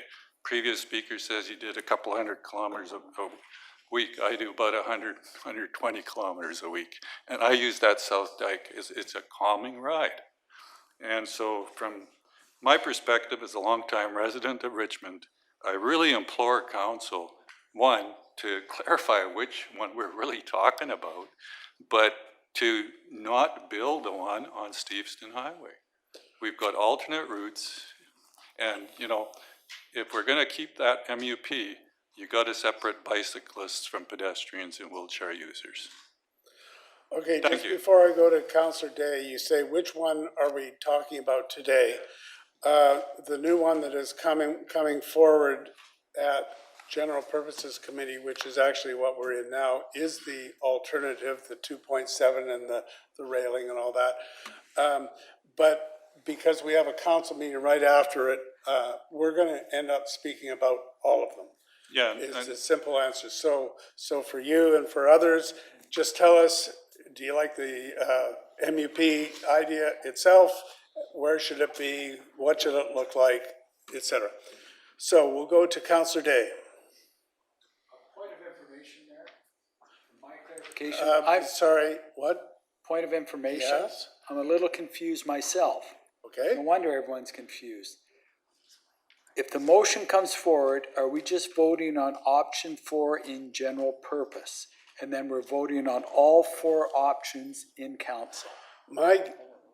We will talk about that in due course. But my guess is, at this point, we will probably end up just going right into council, where there's option 1 with no recommendation, and any other option is open. All right, so, Councillor Day. All right. Option 5 could be off of number 2 road, going down Monteith, down to Gilbert, and then there's an unopened roadway where it's Finn Road, and Finn goes all the way through and then could be connected over to Rice Mill Road. Which would you prefer? Oh, I ride that route every day. Okay. I would, even if the MUP went on to Steveston Highway, I would not ride it, just because of conflicts with pedestrians, wheelchairs, and motorized scooters. I don't find traffic too congested on that south route. I think it's a great route. It's a calming route. You're next to the river, and I don't have any fear riding that route. I ride it every day.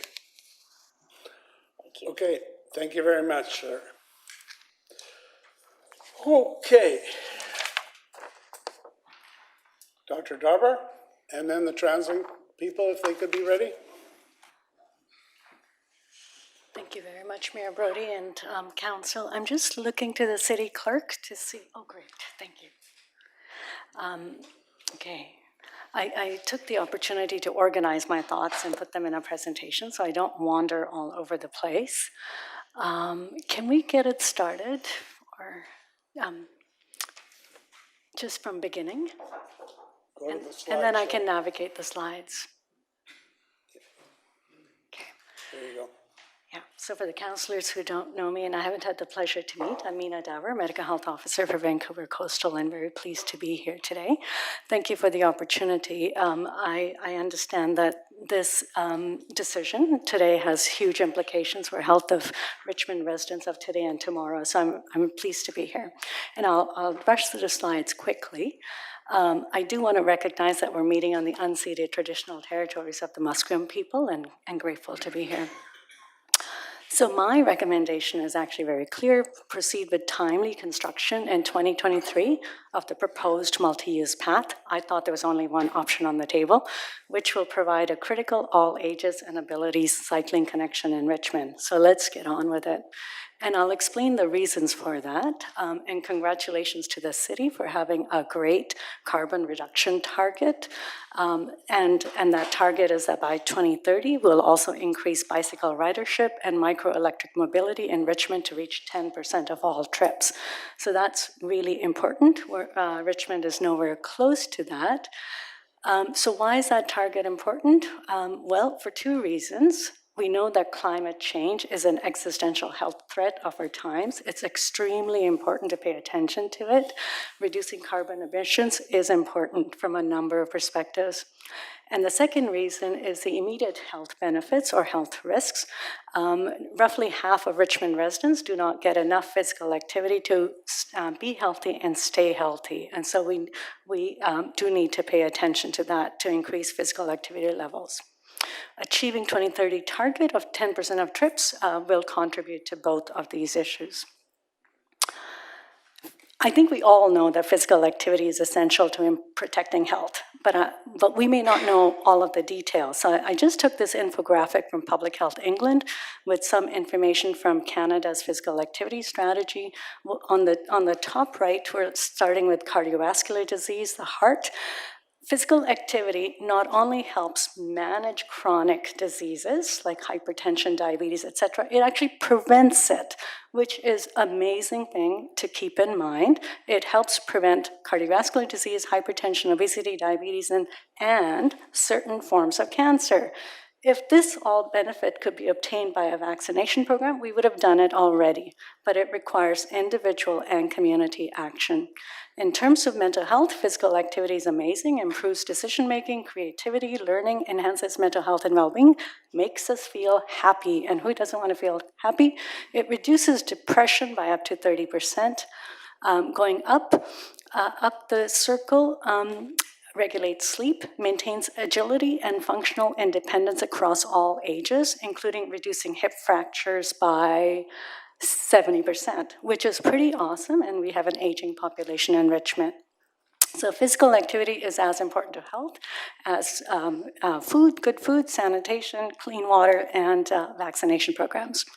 Richmond residents shouldn't feel too bad. Nobody in the world is getting enough physical activity as a jurisdiction, and so there's lots of work to do worldwide. Here's a warning from WHO that people aren't getting enough physical activity because of passive transportation, but also because of sedentary occupations.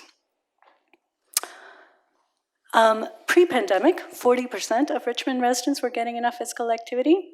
During the pandemic, things improved a bit. So 60% of Richmond residents were getting enough minimum levels of physical activity to stay healthy.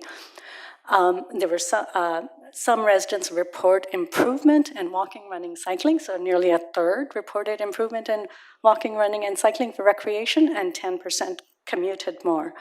Very minor improvement in kids. Only 6% of kids or their parents reported more physical activity.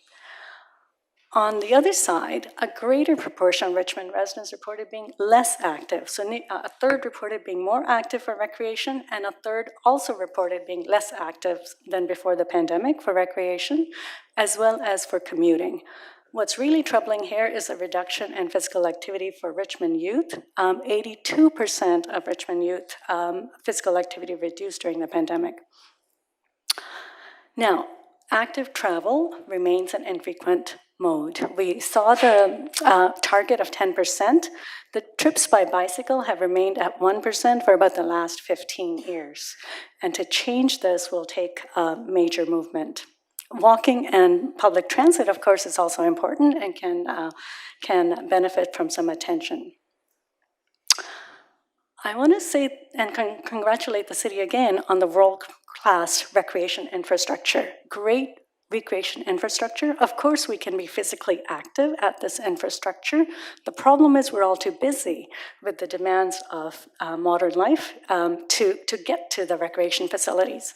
So what we need is a better connected city so that we can actually use active modes of transportation, such as cycling, to get to work. Yeah. I just showed the graph on the right to show that the green lines are not connected, and that's where the deficits are in the city. So this is the second last slide, just to show that the plan proposed by the city that was developed by consultation from city residents and approved is a beautiful plan. Our comments were, looks great, get on with it as quickly as you can. And so I'll close by saying this is an important segment of the Richmond Cycling Network. addresses an important gap. Moving forward will help with climate change and physical inactivity. And it's an important investment into health and wellness of Richmond residents today, but it's also a great legacy for Richmond residents of tomorrow. So this is an important decision. Please make it carefully. Thank you. Thank you. Councillor Liu has a question. Thank you, Worship, through you to the guest. Thank you, Doctor. Thanks for coming out. I think the last time I saw you, you had cycled to the grocery store and you were getting groceries. And I understand you didn't grow up riding a bicycle. And so for someone who didn't grow up riding a bicycle, but now using that as a mode of transportation to go places, get things, how important is like separated bike lanes and multi-use paths like this in your ability to get around town and to go places? So I'm an adult learner at cycling. I'm happy to report that I now cycle most days to work, both in Richmond and in Vancouver, and happy to do so and comfortable doing so. I do want to say through the chair that I'm more comfortable cycling on separated paths than on shared roadway. So I think both of the proposals that are in front of council have separated bike paths. Thank you. Okay. Thank you very much. All right, the next, yes. The next speaker then are the people from TransLink, Rex Hudson, Stephen Wong. Reminder, you've got 5 minutes. And after you is Jonathan Day, sorry, I don't know how to pronounce it, and Michael Bomford. Okay, Please. Thank you. Hi, everyone. I'm Rex Hodgson. I'm the manager of the system plans team at TransLink, and this is Stephen Wong. He's the manager of the municipal funding programs at TransLink. And we're here today to really share some information with you and answer any questions that you might have regarding regional objectives for cycling and also our local government funding programs for cycling at TransLink. So regarding regional objectives, I think it's already been highlighted for you in your package of materials and by Richmond City staff that Steveston Highway from Highway 99 to Steveston Village is part of our major bikeway network. The major bikeway network is something that's been around as a concept for a while, since 2011. When TransLink worked with local governments from across the region to create our first ever regional cycling strategy. The major bikeway network was identified to help connect urban centers and communities across the region by providing safe, comfortable, and direct bikeways. So it's largely remained a planning concept. It's something that we've been working through our funding programs to try and advance over the years. And most recently through Transport 2050, which was adopted just last year, the major bikeway network has been kind of re-endorsed as a planning concept and something that we're looking to advance. And again, noting here that this portion of Steveston Highway that we're talking about today is part of that network. Following on Transport 2050, the other piece that has been kind of advanced within the region that you might be aware of is the 10-year priorities. So 30-year plan, what are we going to do in the first 10 years? Big, bold vision for completing up to 75% of that major bikeway network. Also looking to get bikeway networks in place within all 26 urban centers across the region, so including Richmond City Centre, lines up perfectly with your bike strategy and priorities that you'd identified recently. So those are the kind of regional objectives.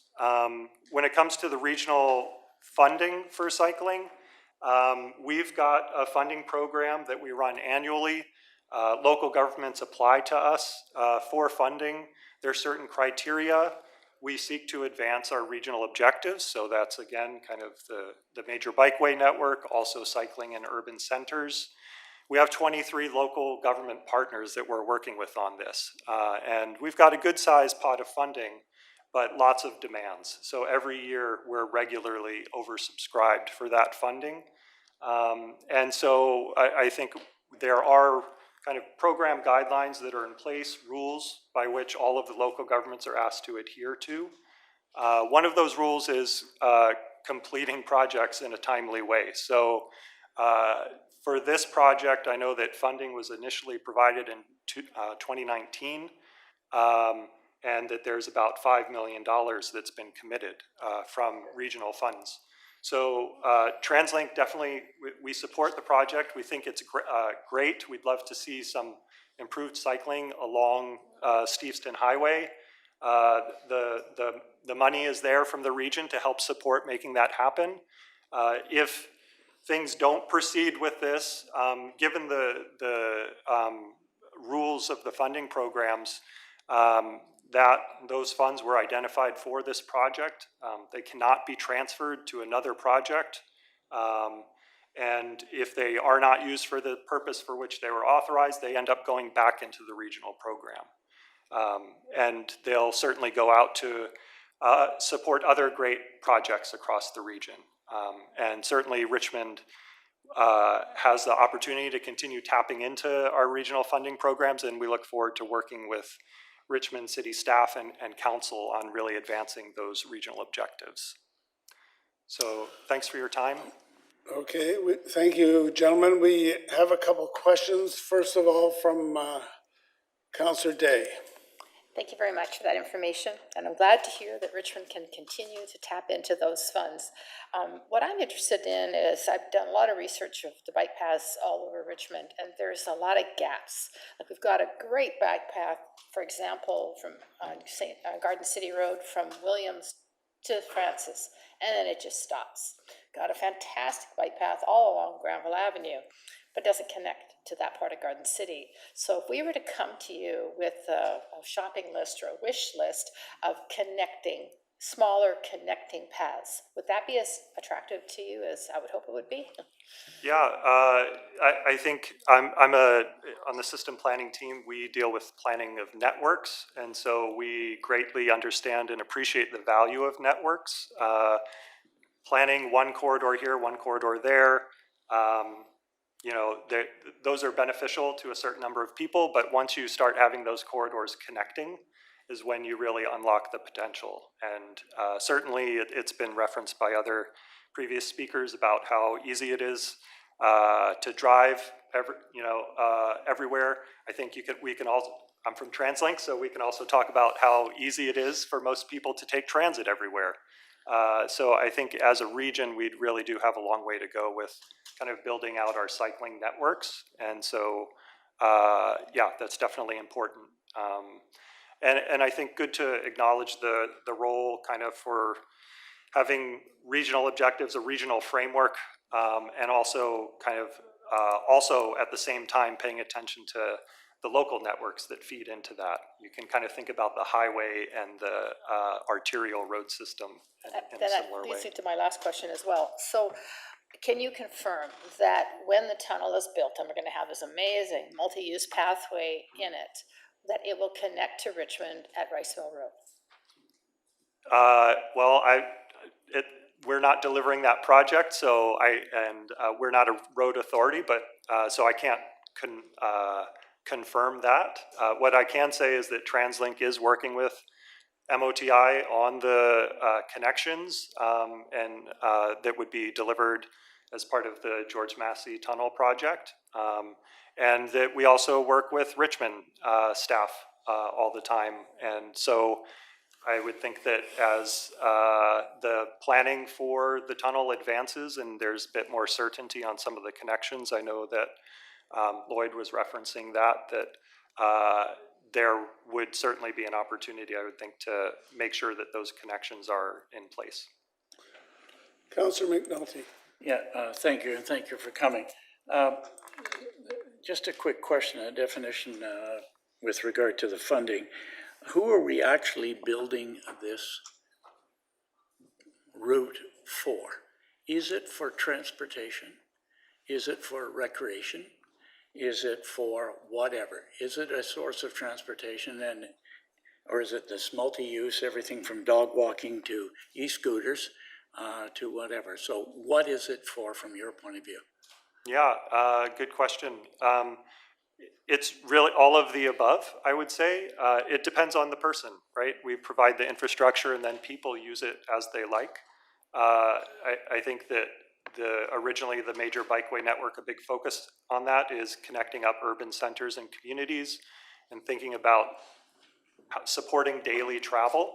So certainly that is a key market that the major bikeway network was conceived and has in mind.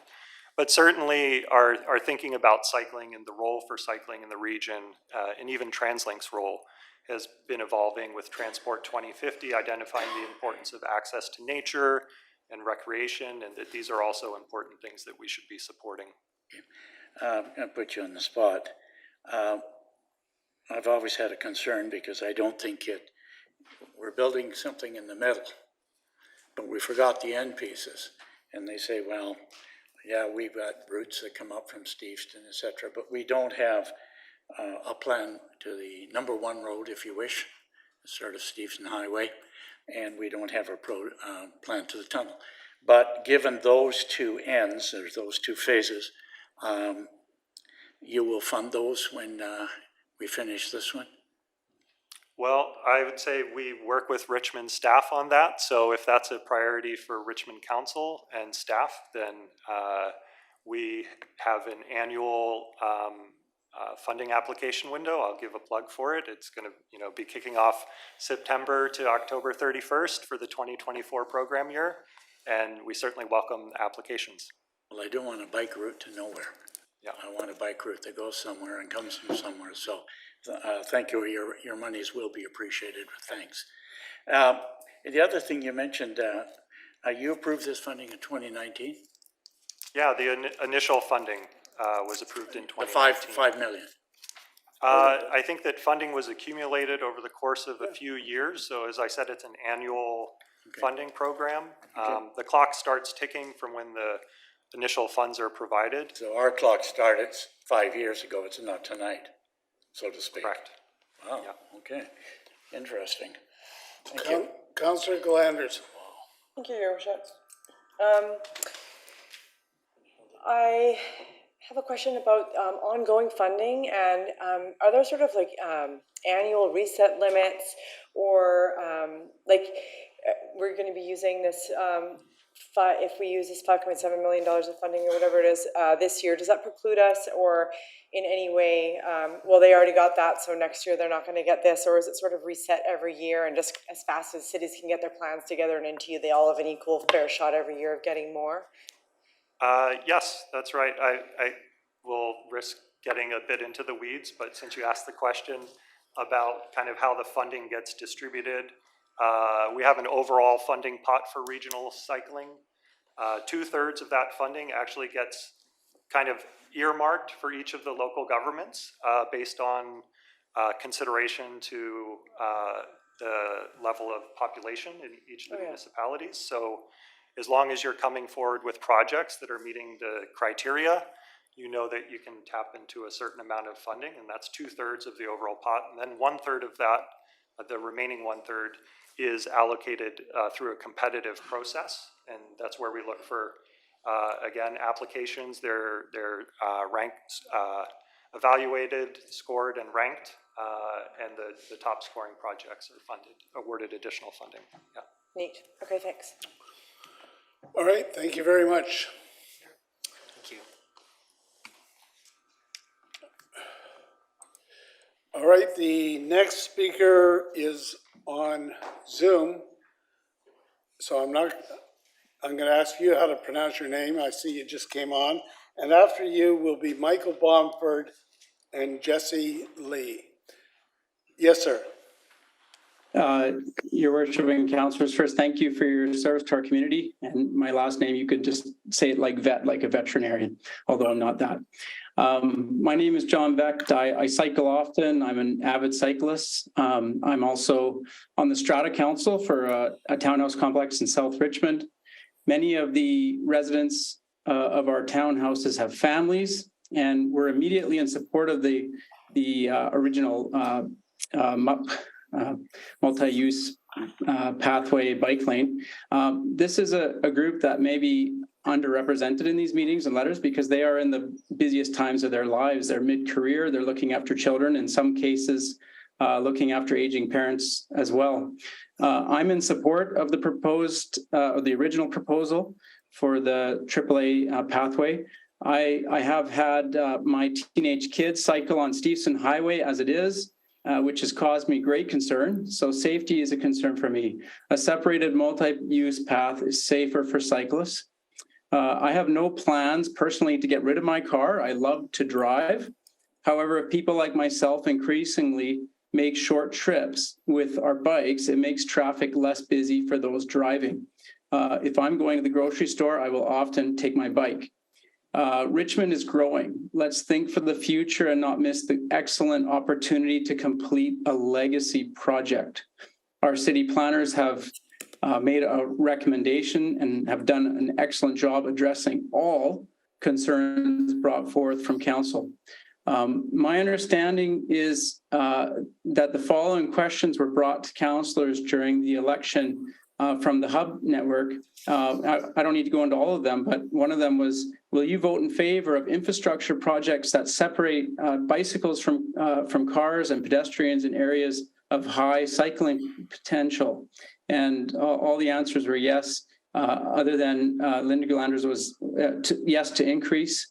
But all the answers were yes, pardon me, to that, and increase was for everyone in terms of the budget. Other than Linda Glanders, it was to stay the same. I've read the revised proposal for the lane width. I'm in favor of the initial proposal because the data doesn't support a safety concern. Steveston is not a truck lane like Knight Street, and the lane width will meet the standards recommended by the province.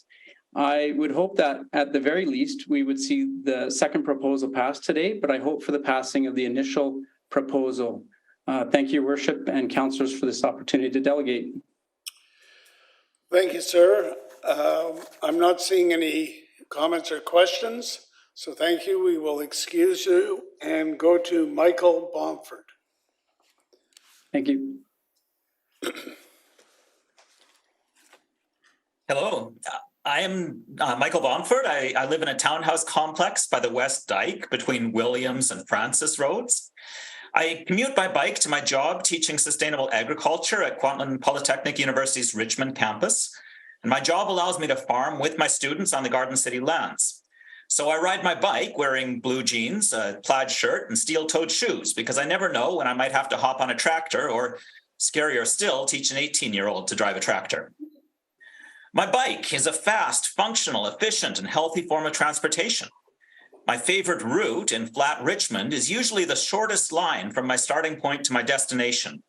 I'm grateful for the recent improvements to the Granville Avenue and Garden City Road bike lanes that help me get to work safely.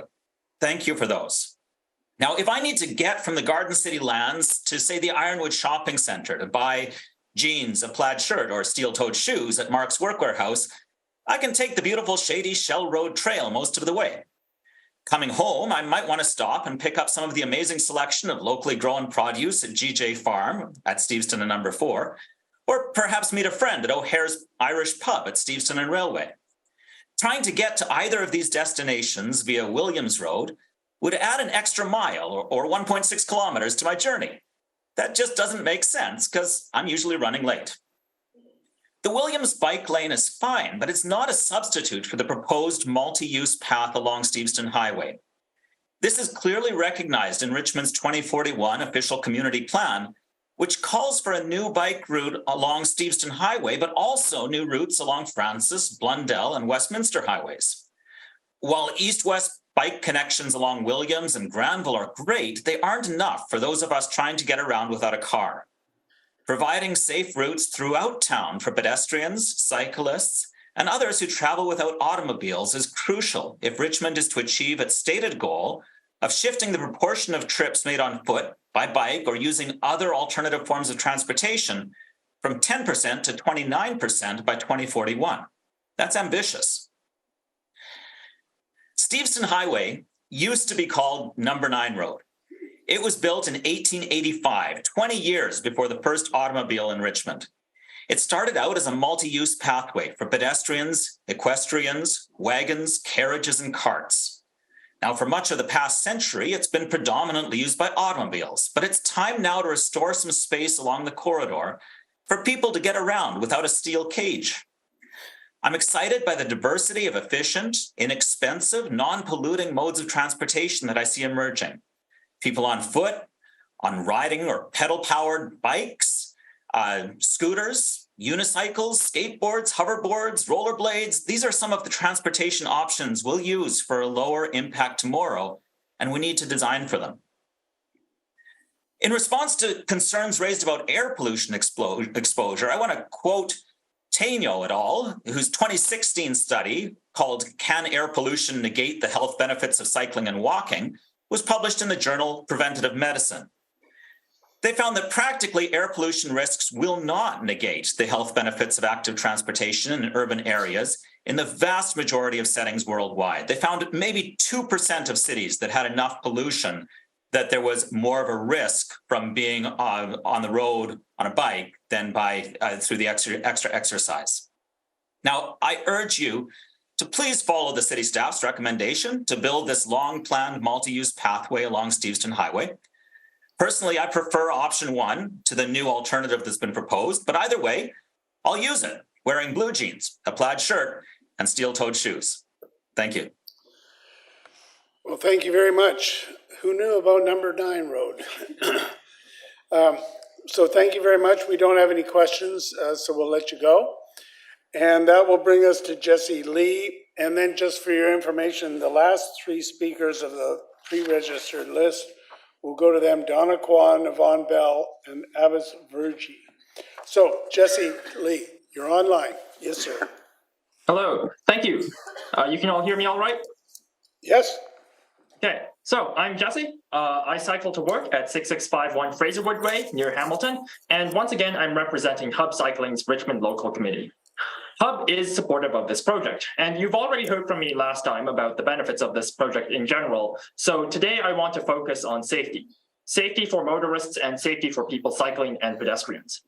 One of the common concerns that some councillors have previously expressed were around narrowing the lanes on Steveston Highway. But as some other delegates have mentioned, Steveston Highway is really a highway in name only. It's a 4-lane road with a 50km/h speed limit and traffic lights at intersections, just like number 2 Road, Garden City Road, Canby Road, or any other arterial in Richmond. Contrast that with Highway 99, with speed limits of 90 km/h and dedicated on and off ramps for intersections. As a previous delegate mentioned, it would be far more accurate to call this route Steveston Road. Keeping this in context, I'd like to note that it is generally accepted that excessive lane width can lead to speeding, and we already see this play out on Steveston. I'll cite the BC Community Road Safety Toolkit, published by the provincial government. In the toolkit, it notes that narrowing travel lanes to between 2.75 meters and 3.36 meters will lead to either no change or fewer injury and fatal collisions.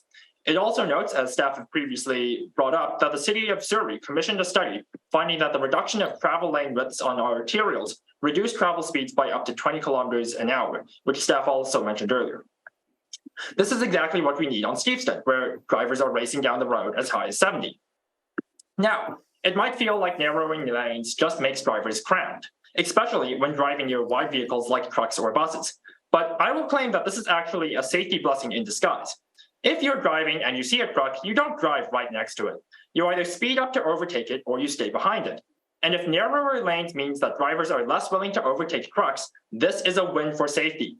These trucks are usually traveling at the speed limit, and you shouldn't be speeding to overtake vehicles anyways. I'd also like to talk about safety for cyclists. Last time I was here, I was asked whether I would feel comfortable cycling with a buffer space of 1 to 1.5 meters from the road. This threw me off, since out loud that doesn't sound like a lot, but every day on my commute to work, I ride on the Westminster Highway multi-use path, which is similarly designed with a buffer space of about 1 to 1.5 meters, and I've never felt unsafe. Having reflected on it, I'll attribute a significant part of my comfort to the presence of concrete barriers which provide physical protection from motor vehicle traffic. It is my understanding that staff's proposed alternative, which is option 4, will incorporate similar protection features, which is a good thing to see. These barriers help mitigate the narrowness of the buffer zone. However, I would also like to emphasize the importance of having adequate space to maneuver around oncoming cyclists and overtake pedestrians, which also contributes to comfort and safety. BC's Active Transportation Design Guide suggests designing multi-use paths to 4 meters wide and only in constrained spaces to still 3 meters wide. And this is only 30 centimeters more than the alternative 4 proposed by staff. Don't get me wrong, having a narrower MUP is better than nothing, and if council cannot agree to keep the multi-use path 3 meters wide, Hub will still reluctantly accept a narrower design. But keeping in mind the safety benefits of narrowing travel lanes, especially the wide curb lanes, I strongly encourage council to compromise on motor vehicle lane width to provide adequate space for cycling infrastructure. I also encourage council to seriously consider sticking with staff's original design to avoid a lengthy redesign process and reduce project risk. I know that a number of councillors were on the fence previously, and hopefully staff's memo and the delegations today have addressed your concerns and changed your mind. Thank you. All right, thank you. We have a question from Councillor Day. Thank you very much for your presentation, very organized. My question is, we all know that Hub is a very powerful cycling lobby group. What percentage of the Hub members actually live in Richmond? Unfortunately, I cannot say. I don't have access to that information. If you would like, I can follow up with you in a later email. Thank you. All right. Mayor, Michael Wolf's not in the meeting and he says he can't get back in. Should we wait for him? I'm sorry. He's been locked out. Say that. Councillor Wolf got kicked out of the meeting and he can't get back in. Should we wait for him while they work on it before we go to more speakers? No, I don't think we would, just like if someone goes for a bio break. We won't wait for him, but we'll watch to see when he comes back on. Okay. So the next speaker is Donna Kwan. Oh, Donna Kwan is on Zoom. Then Yvonne Bell, though we haven't seen her, and then Avis Virgie. So Donna Kwan, go ahead. Hi, good morning, or oops, I'm on vacation. Good afternoon. I would like to acknowledge that we are gathered today on the unceded territory of the Musqueam, Squamish, and Tsleil-Waututh people, and as such, to respect the land that as they would.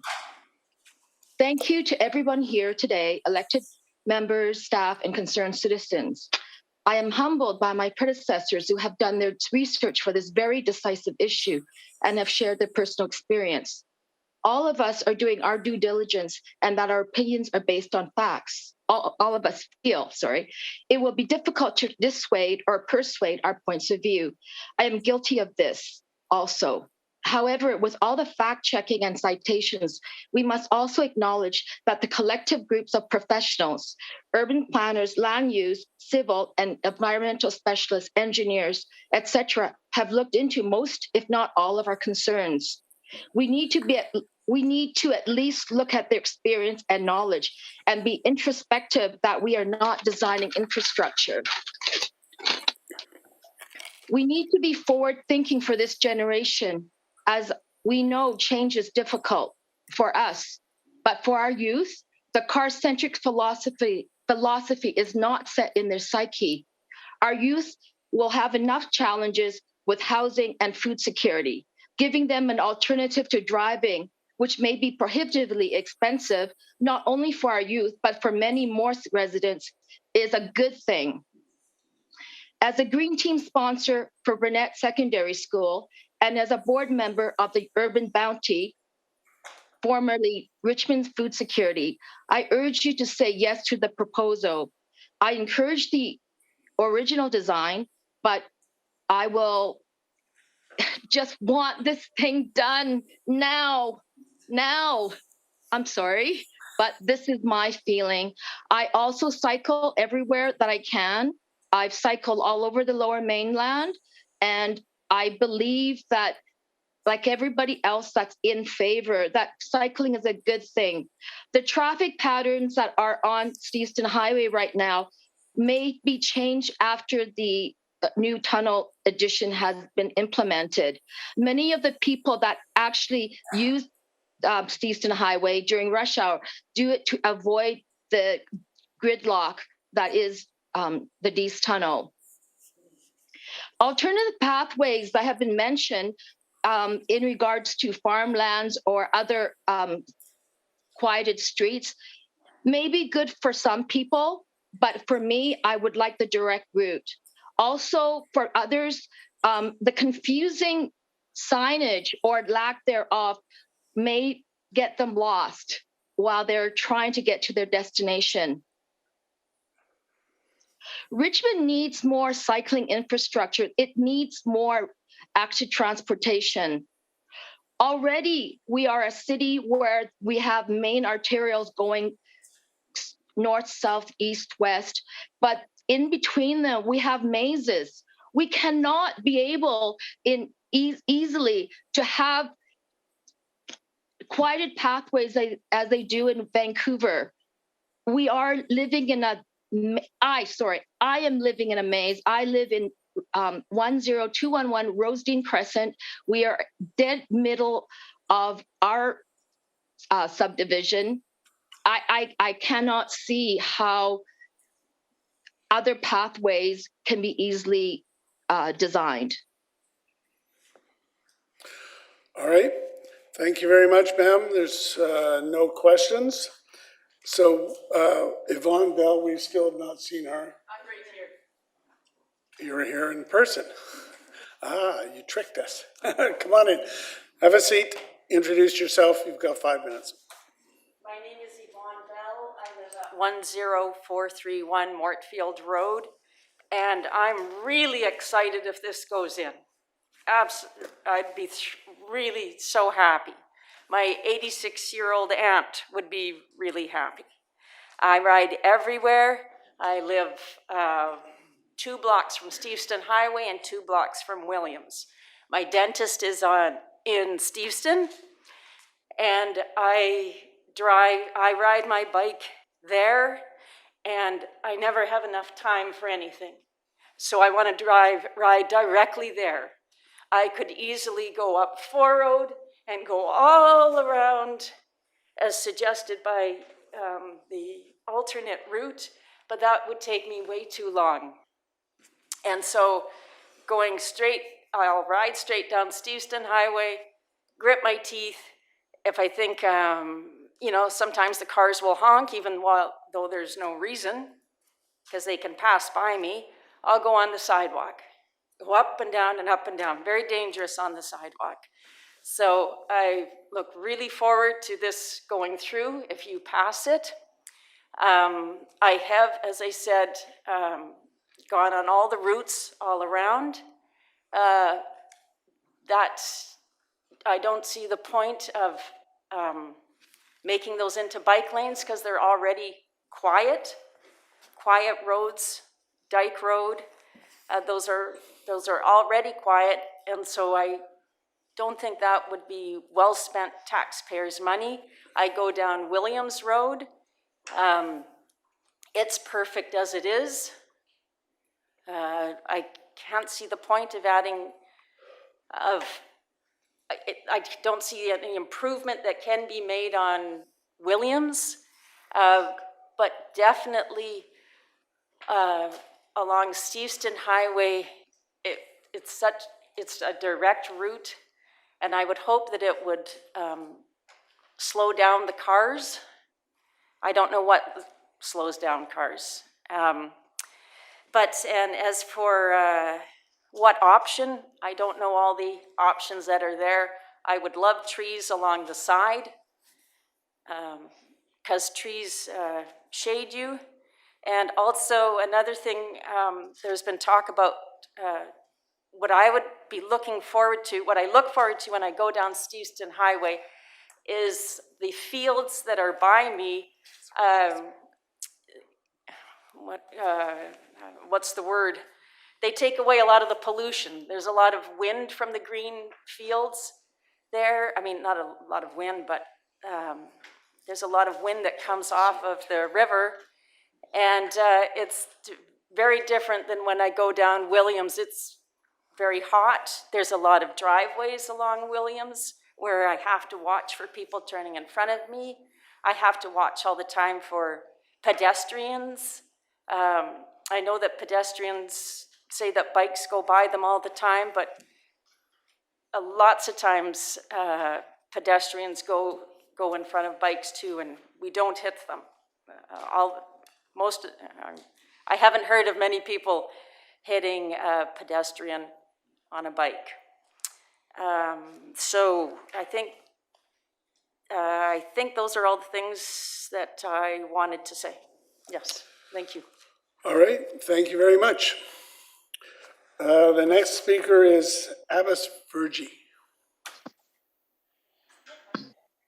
To Mayor and Council, thank you for the opportunity for this delegation. Could you turn on your video, please? Yeah.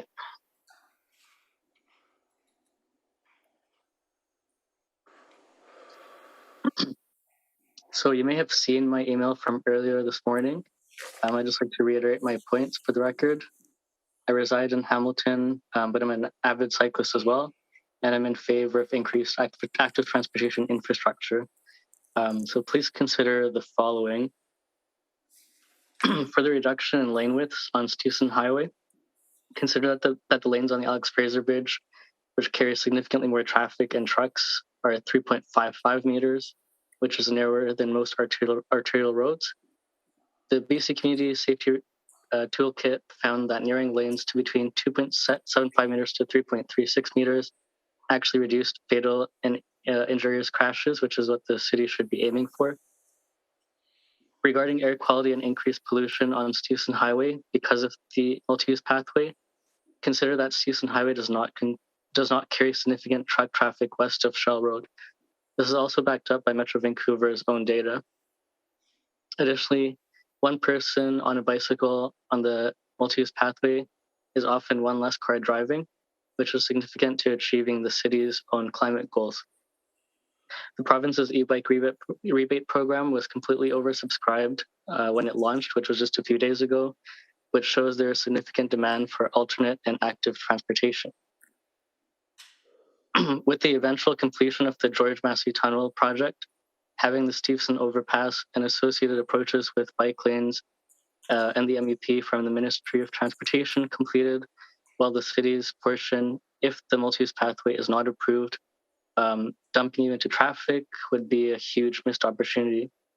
The tunnel will also have a bike lane separated from traffic, thereby eliminating the need for a shuttle as it currently exists.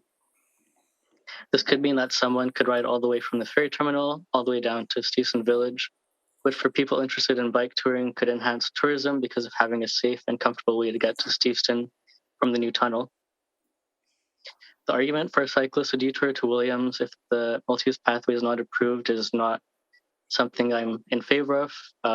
For example, detours for road construction for cars is often barely not even 500 meters, while the detour from Steveston Highway to Williams would be more than 800 meters.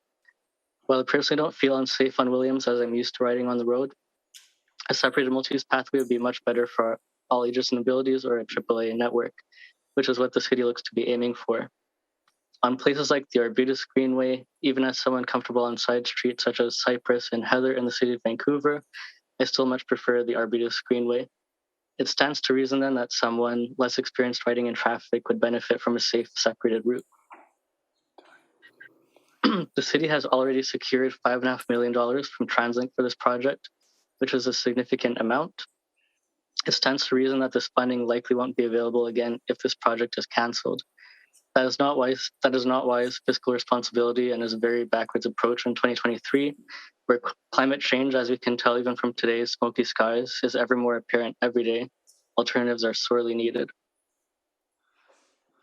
As someone that rides in Hamilton but routinely rides in Richmond, I would personally use the multi-use pathway. While it might be a decent trek out to Steveston, safe routes like the multi-use pathway on Westminster Highway, Shell Road, Alderbridge Way, Railway, some of Garden City, and number 2.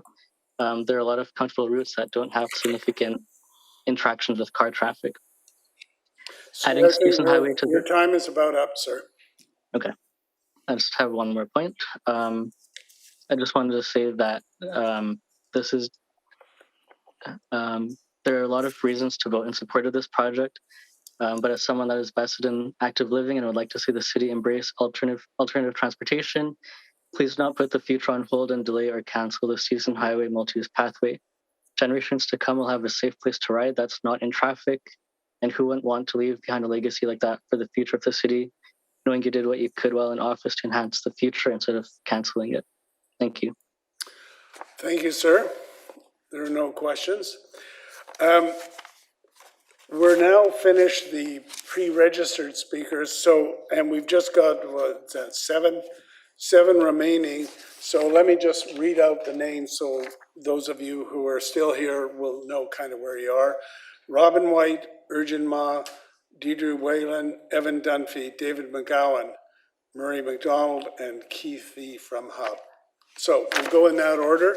Is there anybody else wishing to speak to us on this item on the agenda? All right, so we'll have these speakers and then we'll consider the delegations are finished. So the first one is Robin White. And then Urgin Ma. Is Urgin? Okay, you'll be after this person. And then Deidre Whalen will be next after that. Please go ahead. Thank you for the time to speak.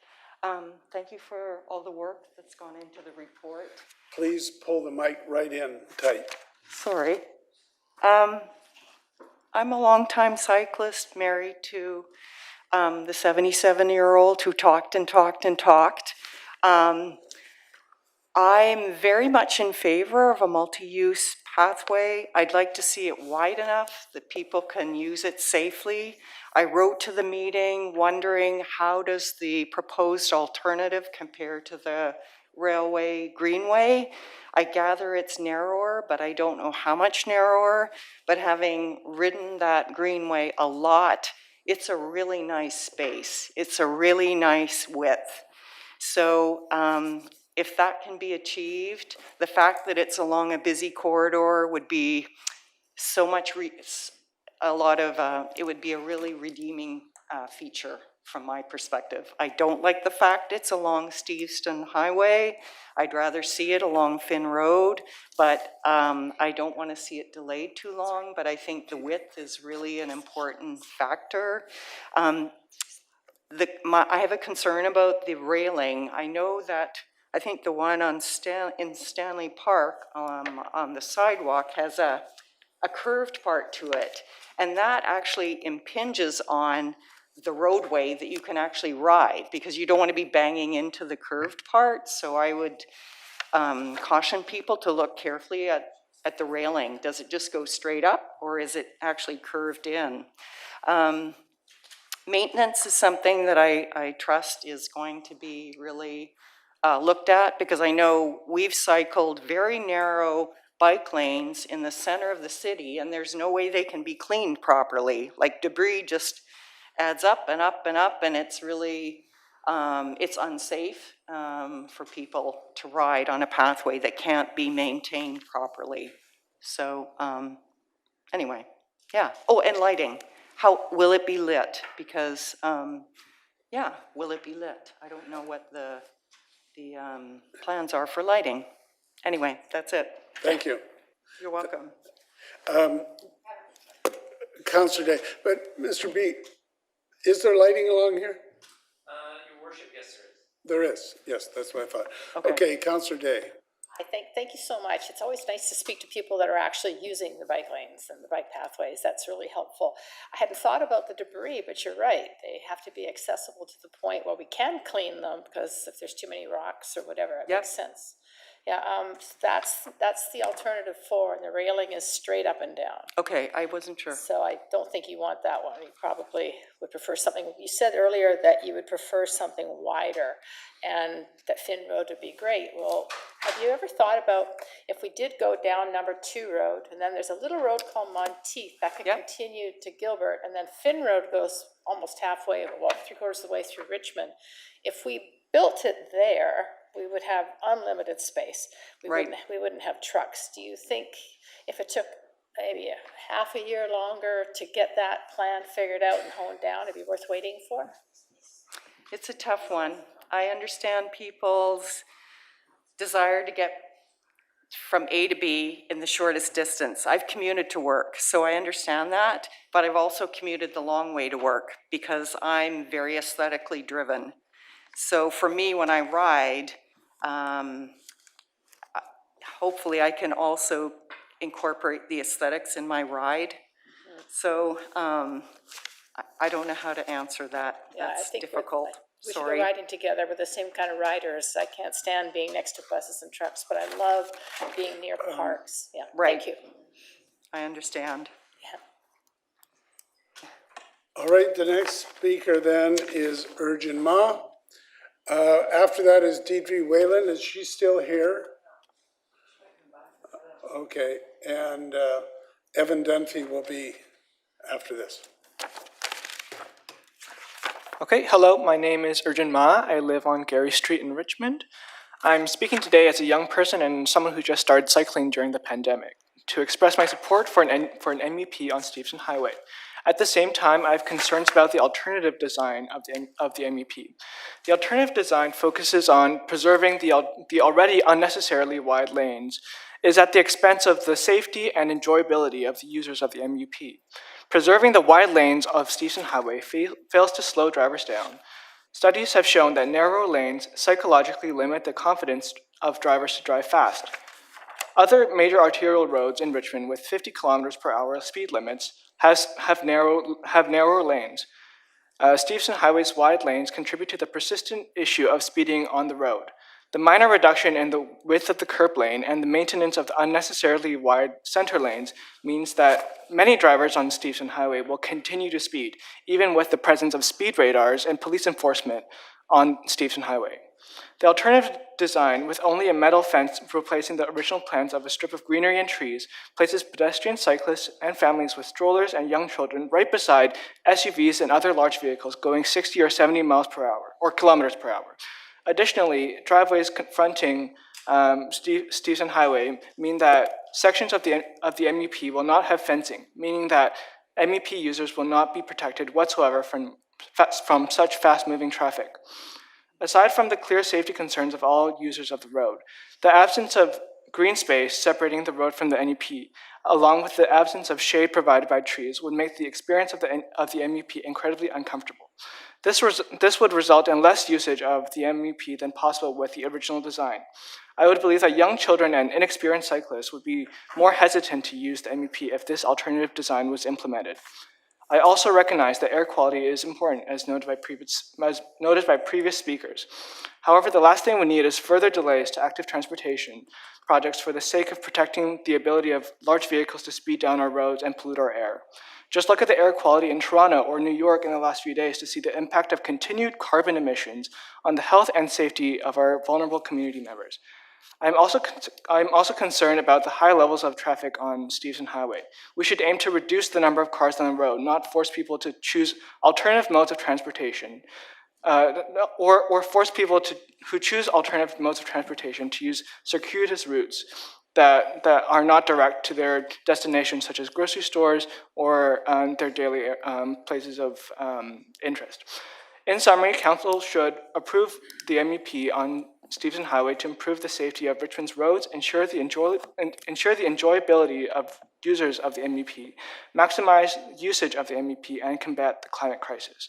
Thank you for the opportunity to speak, and I'm open to answering any questions. Thank you. We don't have any questions, so thank you very much. Thank you very much. Now, Deidre Whalen is not here. Okay, Evan Dunphy, and then David McGowan. Murray McDonald is here still? No. Then Keith V. from Hub. So, Mr. Dunphy. Is this my, okay, perfect. Thank you. Yes. So yeah, Evan Dunphy. I live at 6655 Linus Lane. Excuse me.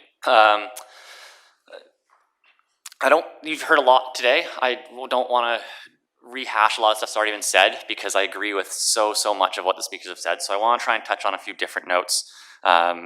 Councilor McNulty, you brought up an interesting point when you asked, who are we building this for? And I think that was a great question. And I thought the answer was even better. We're building for everyone. You know, we're building for people who commute. We're building it for people who want to go get their groceries, who would maybe drive everywhere else, but now I can go get my groceries. It's a 5-minute drive, a bike ride away. I'm going to do that instead. It's for people that want to exercise, that want to walk their dogs. Just like car lanes are for you. People drive to work. People also, for some reason, put their baby in the back of a car and drive around to put them to sleep. We drive on our roads for many different reasons, and this multi-use pathway would be an extension of that, an opportunity for people to use it however they want and make it their own and use it as part of making their day-to-day life in Richmond better. So I was really happy with that answer. It's going to be for everybody, but I think it was also a really good question. I am weird and different, and I don't have a car and I don't drive, and I know that when I speak to that, I'm speaking from a very minority position. So I want to leave that out of it today, because you all have heard me drone on about that enough. But I do want to talk about when I couldn't drive, when that wasn't even an option, when I was a kid growing up. And some of my most transformative experiences as a kid that shaped me were due to the independence I had to rollerblade up to Ironwood with my friends to go to Burger King and get some grubby lunch between hockey games, biking around the city as we had full control over it in our little bike gang when we were 12 years old. The ability to move about the city on my own as a young person helped shape my love for the city and helped shape my confidence on a bike. It helped shape all these really, really great things. And since I was a kid, Richmond is more dangerous. Everywhere is more dangerous. Cars are faster, they're bigger, they're heavier, they cause more damage, and there's more of them, and the need for safe, separated areas for kids to move about. If you go to Burnett High School, if you have a chance to go by and you look at the bike racks at the school, they are overflowing this week. And that's because those kids can bike on the Greenway to get to school safely. They have that safe bit of infrastructure. They can come down Granville on the protected bike lane.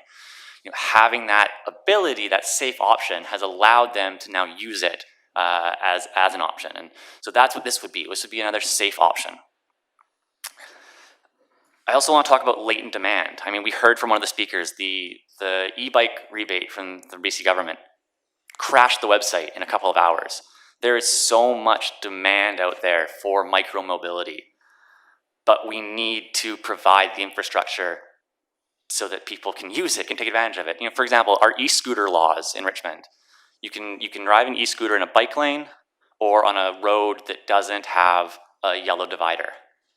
That means legally there is no way to get to the SkyTrain on an e-scooter.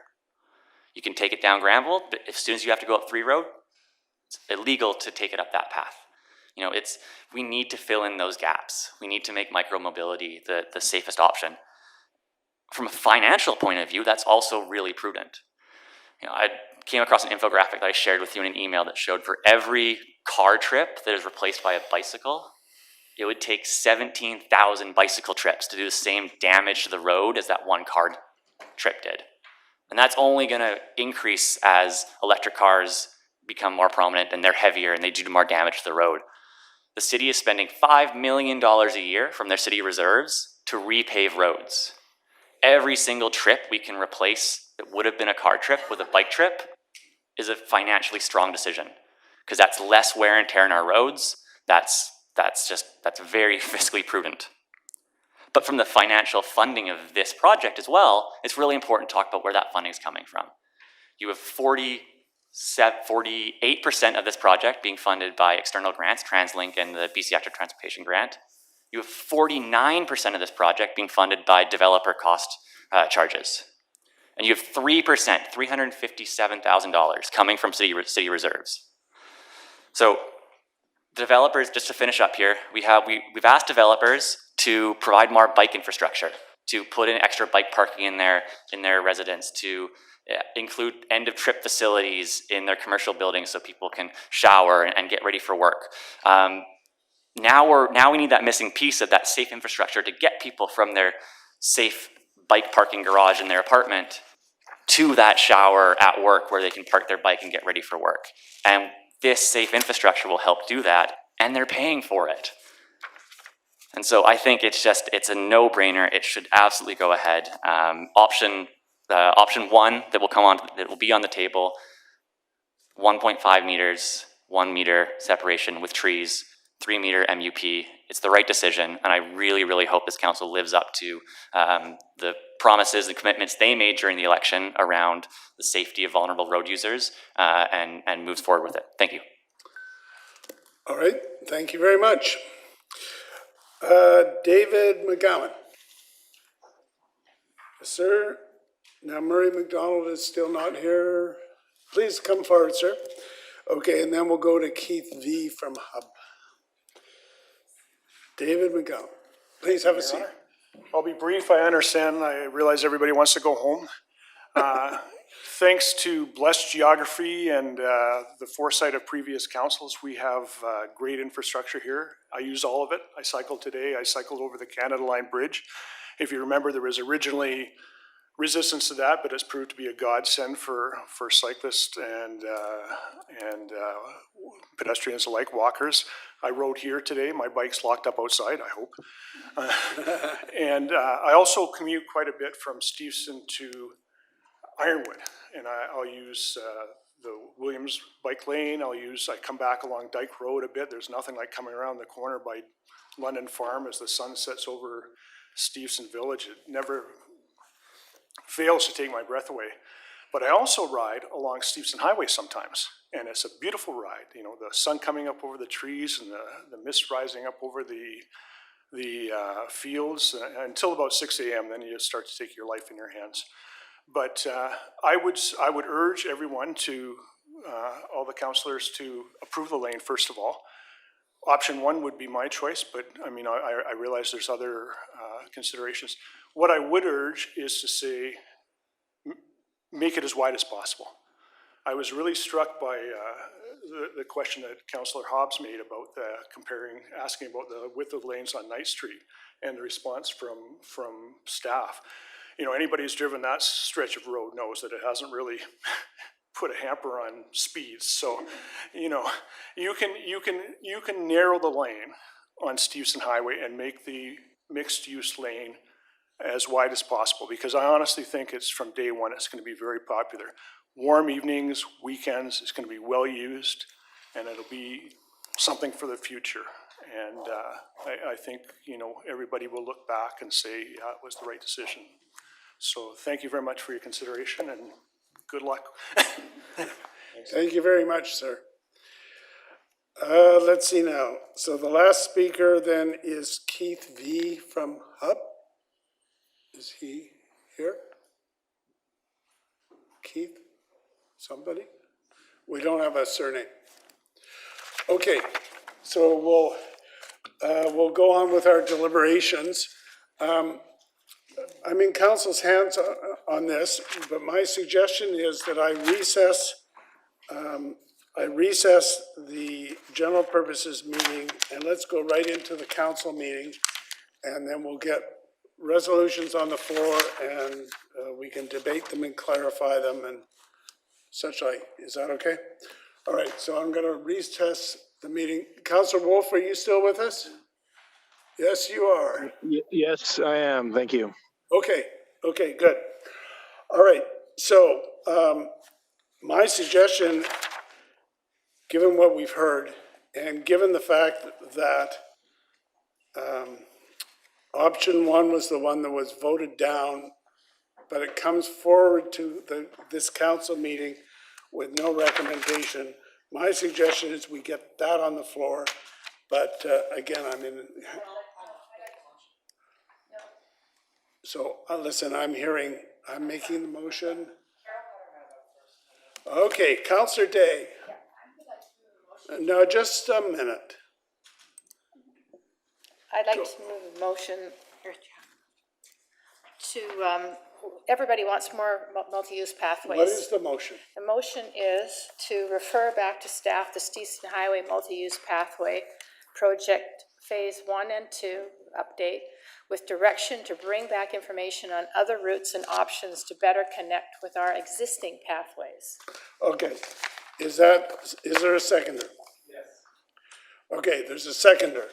Discussion on that. Yeah, so I'm so appreciative of all the people that have come forward and spoken to us, and what we've heard loud and clear, that there are more questions than answers. We need to wait on this part of the multi-use pathway because we don't know for sure what's going to happen with the tunnel. So I think while we're waiting, we should move forward with, and I have handed out just one option, which is opening up a multi-use pathway that would be much safer, off of Finn Road. And everyone that we've heard has said they don't want a narrow bike path if it's possible to have a wider path. We've also heard again and again and again from everybody that pro and against that they would like to see a buffer between heavy car traffic and people cycling and biking and walking and pushing strollers or walking with walkers. A lot of people are concerned about the high volume of traffic, and with 43,400 daily cars on Steveston, that's a really real concern. We've also heard about concern of air pollution and how that affects particularly children who are, according to the Environmental Protection Agency, susceptible to asthma, heart disease, lung problems, and so on. And I think that a 2-meter or wider buffer is recommended by the BC Active Transportation Guidelines. And we need that. No matter where it is, we absolutely need that. And as Councillor Heed pointed out, I think it's called Bill 23 says that we must be at least 1 meter away so that cars can pass around cyclists. And they can't do that if they're right beside a railing. And we've heard that everybody likes the Williams corridor the way it is. And sure, we could do some minor changes, but it's still a viable option. And it has bi-directional bike riding that's separate from the pedestrians. So I think we build on that model. The railing on alternative 4 going the entire... This is on merits of referral. Yeah, so the reason we need to refer this back is because I think we've heard pros and cons about the railing. I didn't know it was going to go all the way from number 2 to Shell Road. I think a lot of people were surprised to hear that. And so then the other thing that I'm really concerned about, I haven't thought about, the fence is a visual barrier. So again, that's not going to work. All right. Dr. Darwa suggested that, and she brings up a good point, that we do need separate lanes, separate pathways whenever possible. The big one here is what we heard from TransLink. We heard that Richmond can continue to tap into the funding and that they don't know if Rice Mill Road is going to be the connection point. So, and given that 2/3 of their pot of funding is for local governments and it's allocated by TransLink to the cities. Now, we've heard loud and clear from Hub, and they're a very powerful cycling group, but what we don't know is how many of them are Richmondites. There's more questions than answers, and I'm just asking that everyone agrees, everyone in this room I think agrees, we need more active transportation, but we need good active transportation, not rush it as fast as we can get it and do it wrong. And I don't think that what we've got on the table is our best option. Thank you. To staff, if we delay, what's going to happen to the funding from TransLink? Your worship, the current funding that we have will disappear and it'll go back into the pot, just as Rex told you. All right. All right. Now, I've got more speakers on the list, but I need to know who wants to speak on referral as opposed to the main motion. I'll take hands on that. Okay, so just a minute. Then I'm seeing Councillor Liu, Councillor Al. And, well, okay. Press your button. Press your button. Fine. Okay, we'll go to Councillor Liu. There you go. Thank you, Your Worship. I will not be supporting the referral. No. I don't think there are more questions than there are answers. I think we've been working with staff. I think we've had plenty of consultation. This has come up in a number of different iterations. Our cycling network plan that everyone voted for last summer, it's come before us on finance committee meetings, it's come before us on budget meetings, it's come before us almost 20 times. I think we've actually realized how many times it's come forward. Obviously the devil's in the details, but that doesn't mean every time something comes up, we kill it because the devil's in the details. It seems to me we keep voting for things every day of the week, and then it comes to run it finally through the cash register, and everyone stops and dumps out the grocery cart and starts over again. That's not how we need to be running council. Bringing up new legislation is confusing the issue. It's talking about passing on the same road. It's not talking about passing somebody who's on a completely different multi-use path somewhere else. We're not talking about paving farmland onto some right-of-way that exists but is still actually farmland. We are not paving farmland, despite what people have written on Twitter about what I say. We are not paving farmland for a bike lane. We are talking about putting it here on Steveston Highway, I think we should move forward with it. It's time to move forward and get on with it. Re-looking at how it's going to connect with existing pathways. How else are you going to connect Two Road to Steveston Highway if not on Steveston Highway? Right now we have a multi-use path that goes to nowhere, Steveston Highway, the bike lane to nowhere, it dead ends at Steveston Highway. Well, our plan is to actually eventually get that one going up to Williams, but let's get the one across. We don't need more ideas and more information or other routes. Steveston Highway is the route. Councillor Howe, on merits of referral only. Okay, so I'm not going to support the motion for the referral for the reason that this can be an endless process because we don't know what we're talking about when we say to bring back information on other routes and options. So how many are we talking about? How big is the area?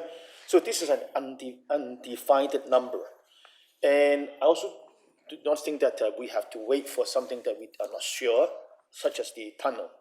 So yes, that is a legitimate question about how this MUP to be connected with the tunnel.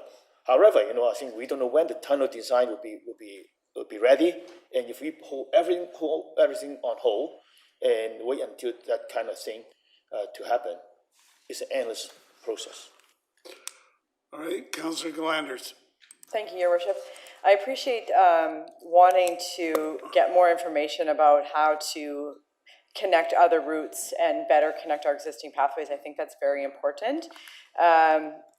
But I'm not comfortable with it being a referral back to staff because that means we can't vote on any of the options on Steveston Highway tonight. If these referral were done after, or if it was additions to one of the other options that we want to explore some more things as well, then I'm supportive of that. But as far as this referral goes, there are people that live along Steveston Highway and people that we heard that live between Steveston Highway and Williams that would not be able to connect to any other route. They would not be able to connect to a southern route. They need the Steveston Highway route, and so I'm not going to support referral tonight. Councillor McNulty, on referral only. I'm almost afraid to speak. I'm going to get criticized for everything I do. I'm going to support the referral, but I want to clarify if in the referral, there are a number of things, and I think it should be referred back, but I also think this Steveston Highway should be referred back. I don't think we're doing a good enough job on it, to be quite frank with you. I think we can do better. Just because we're going to spend $5.5 million, we can do better. It was brought out tonight, and I give Mr. Dunphy full credit about micro-mobility. The safety is not going to be on the, well, it's in the, I don't like either proposal, okay, from separation from cars and speed. But we got a problem, as we do on the railway corridor, with micro-mobility and strollers and seniors and everything else. We need 2 lanes. We need it wider, we need it better. And if it means we have to put some money into it, I'm prepared to have that debate here at council and bring money forward from our reserves or whatever to make something better than it is. If it's looking at another route that could be better on it, then let's look at it. Let's not have a closed mind. We would delay it for, how long, I asked the gentleman how long, we've had this since 2019 and we're only getting it tonight, but I won't go there. A couple weeks, through your worship to staff, will a couple weeks hurt us to look at something else and come back and have an embellished proposals? Through your worship to Councillor McNulty, I think it'd be very difficult to come back in 2 weeks with additional proposals. How many, give me a timeline, a month, 2 months? Through your worship, Councillor McNulty, it depends exactly how long, how much of a renovation you would like, because the key issue here isn't money for fitting more space into the roadway. If we want to make the pathway wider, we have to take it from the automobiles, and we've heard from council that some councillors are already not comfortable with what we were talking about. So, at the end of the day, I'm not positive that we can bring back a proposal that'll make the pathway wider without taking away travel lanes on Steveston Highway. And I don't recommend taking away travel lanes on Steveston Highway.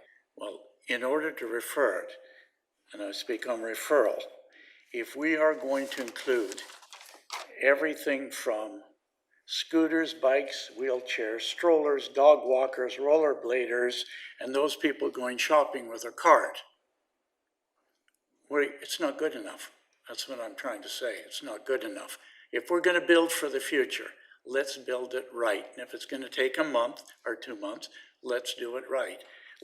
Or is there another alternative? And if there is that, bring it forward. Okay, and that's where I'm coming from tonight.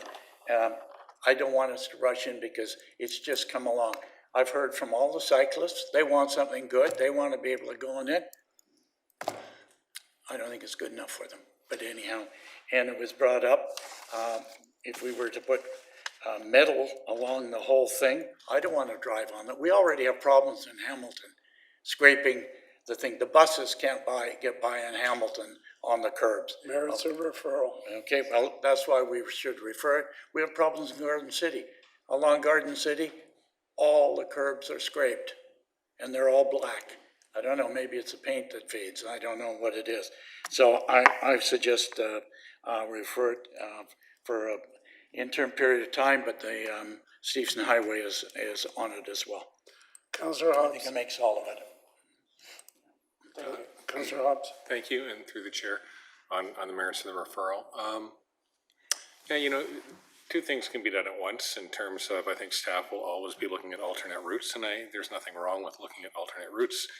But with the Steveston Highway question before us and the referral, there's always going to be the space problem. So I don't think it's necessary to refer this and delay it. I think we're at the point now, after a few years, it's a decision point. Whether you're for it, whether you're against it, whether you like option one or the alternate.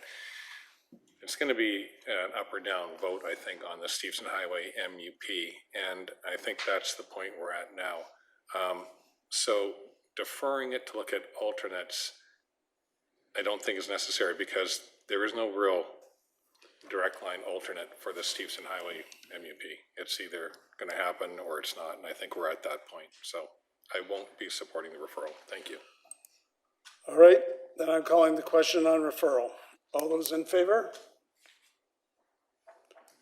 Those opposed? It is defeated. Councillors Galanders, Au, Lou, Hobbs, Mayor, and Councillor Wolf opposed. I'm going to go to Councillor Lou. You wanted to make a motion.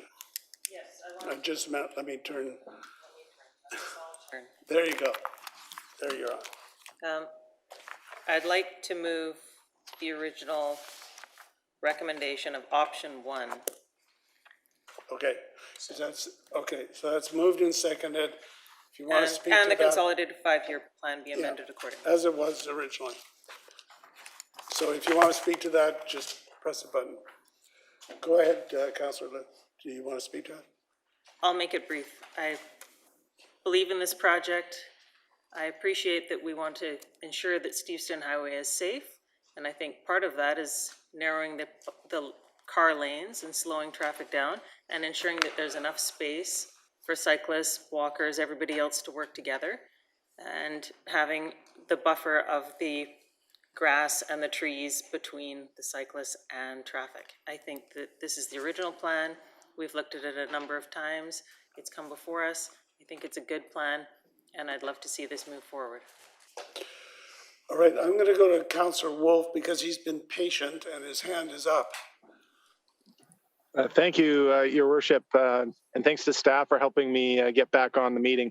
I'm at UBC at a Sustainable Development Conference, and one of the takeaways I would have said earlier if I spoke was that perfect is the enemy of good, and I think that came up a few times in the discussion here, where there's an ideal MUP out there, but what it feels like is it's preventing us from getting to a solution, which is option 1, the one on the table, which I'm fully in support of.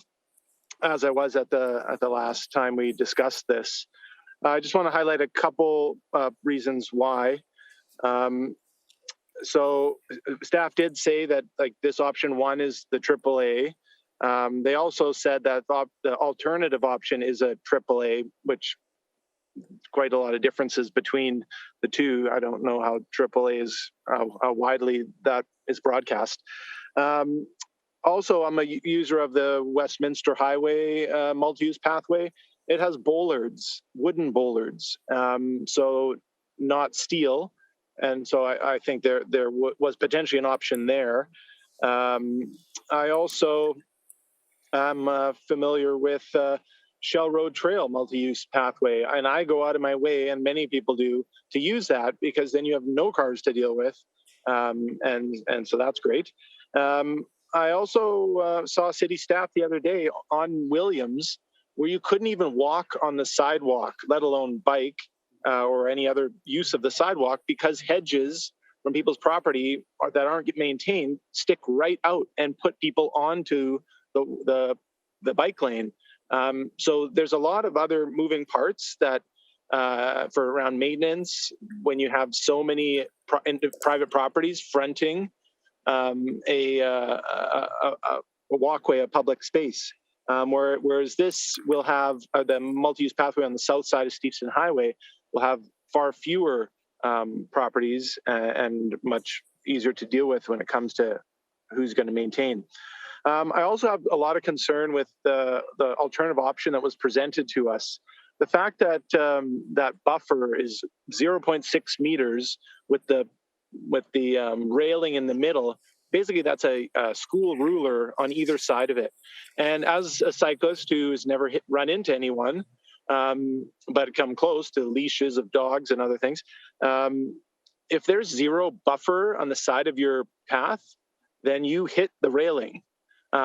Whereas if it's grass, if there's a strip of vegetation, then you go onto that and back on and you're fine. And as soon as you put a hard edge, like the Stanley Park one, which I don't like at all, for like some of the reasons that were mentioned earlier. And the other comment that was wisely stated was the debris that builds up. So we already have a tough time doing street sweeping on our existing multi-use pathways. And I know we're getting some vehicle to do that in the fall. But still, it's not going to be able to go right underneath the railing where you're going to have screws and nails and other sharp objects accumulate and eventually spill back into the MUP. So that's why I'm fully in support of what's on the table. And I really valued all of the public presentations. I think I just missed the end of Jesse Lee and the beginning of Yvonne Bell, but I caught everyone else. And yeah, I really valued all the letters that were written to us as well. So thank you for the opportunity to speak. Thanks. Okay, we'll go back to our list. Councillor Day. Yeah, I won't be supporting option 1. I didn't support it the last time, and I'm not going to support it this time. 3 feet of grass that's going to be in between the multi-use pathway and the road. Someone's going to have to mow it. That's going to delay traffic. That's going to cause disruptions on the multi-use pathway. Trees planted. They look really pretty, but how are they possibly going to grow with a 3-foot canopy? 3-foot canopy. It's impossible. So as trucks and cars and motorhomes drive by, they're going to be whacking these trees, and it's impractical to have the trees there. Okay, then we got to, and the trees. People are under the impression the trees are going to provide shade. No, because the trees are on the north side and the multi-use pathway is on the south side. Sun is in the south, so it's not going to work.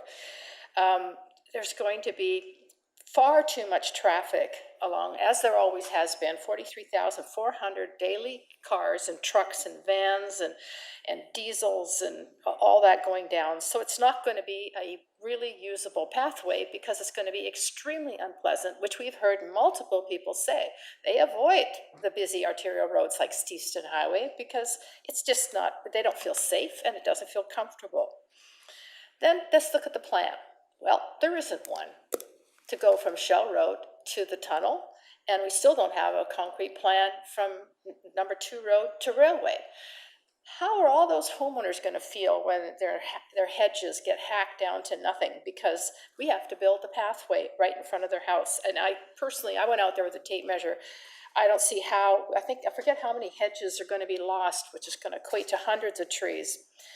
So I don't think that's good. Then there's the businesses that are affected on Steveston Highway. We've got everything from Lavender Land to the church at Steveston and 3 Road. And we've got another church, temple down further by 4 Road. We got the school at Shell and Steveston. They're all going to lose an enormous amount of vegetation, part of their park space, and they're going to be right front and center in the way of all the cars and trucks, and if there is anybody using the multi-use pathway. But the number one thing is we're going to have to narrow the lanes for trucks and cars on the curb lane. And that's a no-go item for me, because anyone who's ridden a vehicle of any size down Steveston Highway knows with mirrors and bumpers, you need every darn square inch of that pathway. So that's why this design is flawed. That's why staff came back with alternative 3, which was to leave those commuter lanes as is. So I think we could do better. I agree with the comments that have been made already that this isn't good enough. It needs to be wider, and we need to build for the future. So thank you. I will not be supporting option 1. Councillor Howe. Yes, just like what I did last time, I'm going to support this motion on the table, and I just will be very brief. Well, I think this proposal can be criticized for not being complete, or, this is not connected to the tunnel and many other things.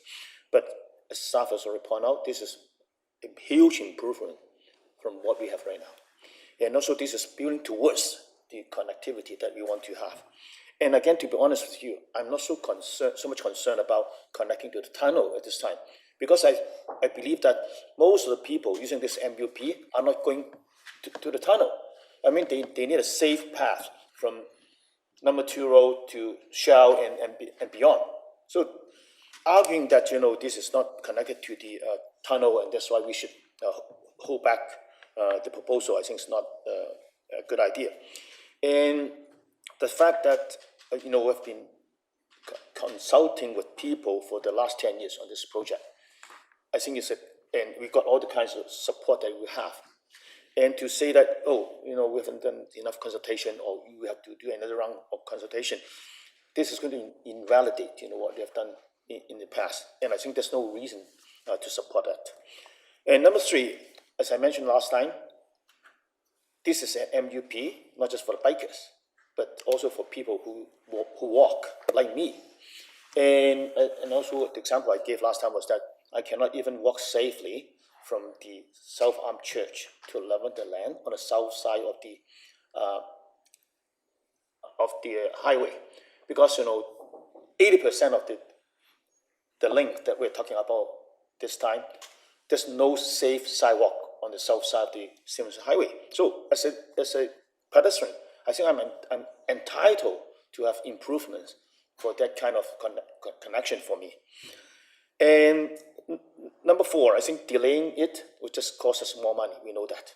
Not even talking about the loss of the TransLink funding. I think waiting it for longer, going for another round of consultation, more design things, and then procurement process, things like that. I think it will just cost us more money.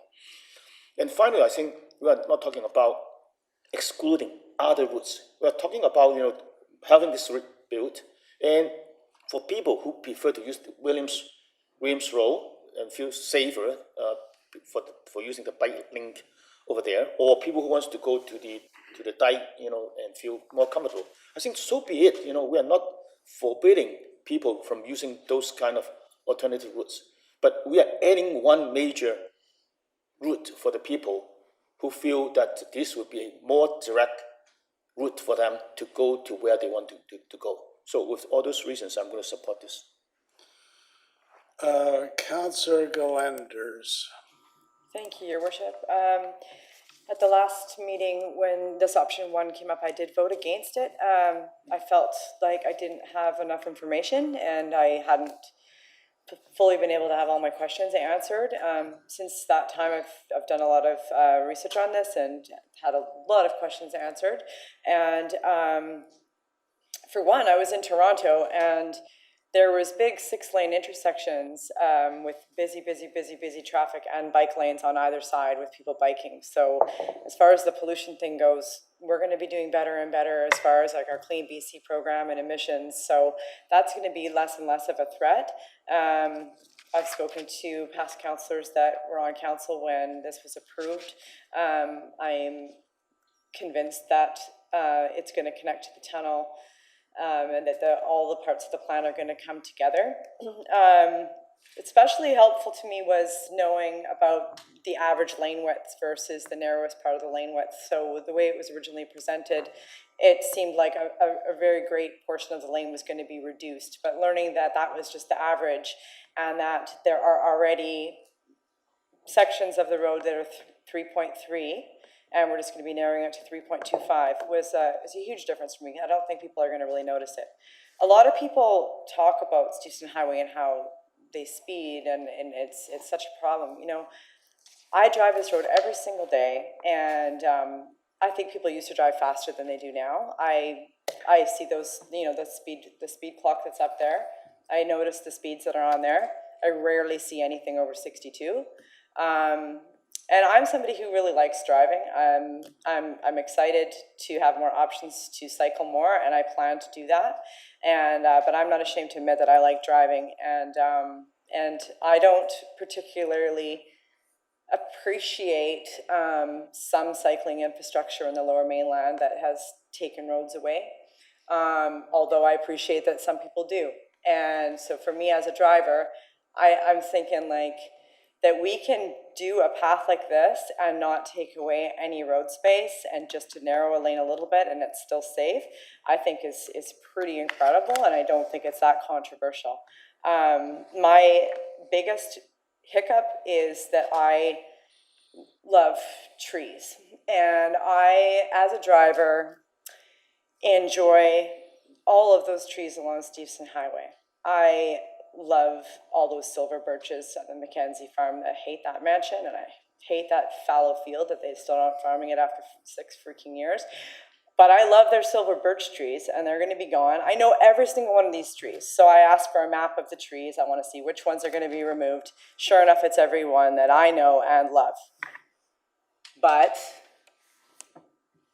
that's not necessarily the greater good, right? I have to reconcile that. I have a very hard time. I have a hard time pruning a branch on a tree, let alone cut one down. That's my issue, a little extreme. So, you know, but for me to see the greater good, and that, you know, I get to enjoy the farm vistas from my car, that other people who don't drive could also use that route and enjoy the farm vistas is huge. Like, I've heard from so many people during this process that have written me privately and said stuff like, I live in Steveston and I would love to use that path to go to the temple on the weekends. Like, I don't have a car. I've heard from enough people that say they're going to use this. I've heard from a lot of people that say they will never use this. And that's fine. They don't have to. Enough people will use it. And I think it's very important that we upgrade. I think Williams is pretty good the way it is, but we've heard a lot about how we need separated pedestrian paths versus multi-use paths, and I do agree with that. So we have Williams was a great example of a sidewalk with a bike path. And the reason why I don't think a multi-use path versus a separated sidewalk and bike path on Steveston is such a huge issue is because I think we're going to have mostly motorists. I don't think we're going to have a ton of pedestrians because the density isn't that high as far as people out just out for a stroll. And if they want to be on the sidewalk, they can be on the north side. It is the best that we can do as far as how wide we can make it in this location. And I believe that we need a bike multi-use path on Steveston Highway, and this is as wide as it can go.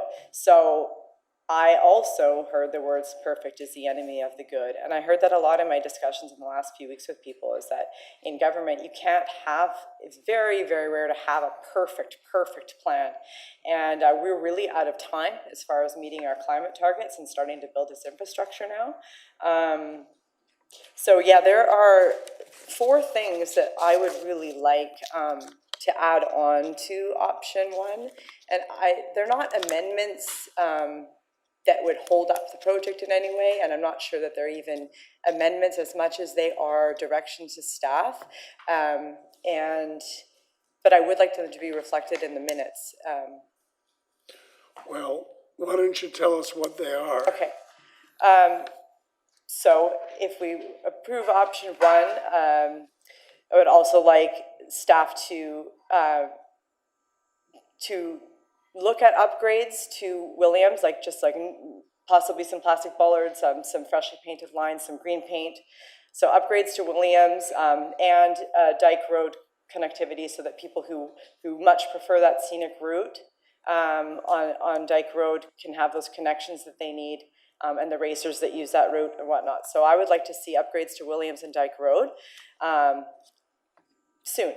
In addition, I've heard from people that are really concerned about the traffic on the farm roads, like Finn Road and whatnot, and so I'm worried about construction during this thing, that we're going to have even more traffic going on that road. We heard from cyclists saying that people are driving on Finn roads at hundreds of kilometers an hour. This is the second one. Okay. So the second one is I would like to know how we can deal with increased traffic on the farm roads and reduce speeds, if it's enforcement or speed bumps or something. So I would like to know that people are watching out for that issue. I would also, I was talked a lot tonight about the wooden bollards as a safety option. The wooden bollards that we have on number 2 road, on the multi-use path there. So there's wooden bollards with a reflector on them.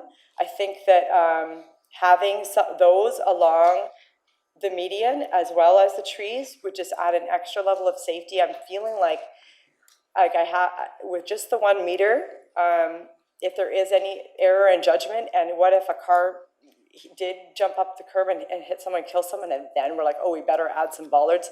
Maybe we should get ahead of it and do it right away. But I know that's an increased cost, so I would like you to look at options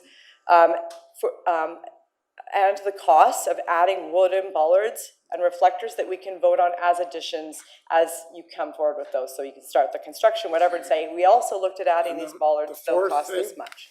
The 4th thing is look at options, and I talked to you about this over email, and you guys said this was possible, and I think everyone got CC'd on it. Look at options for narrowing the median and adding a railing in some locations around significant trees in order to attempt to save and retain some more trees than has previously been planned to retain.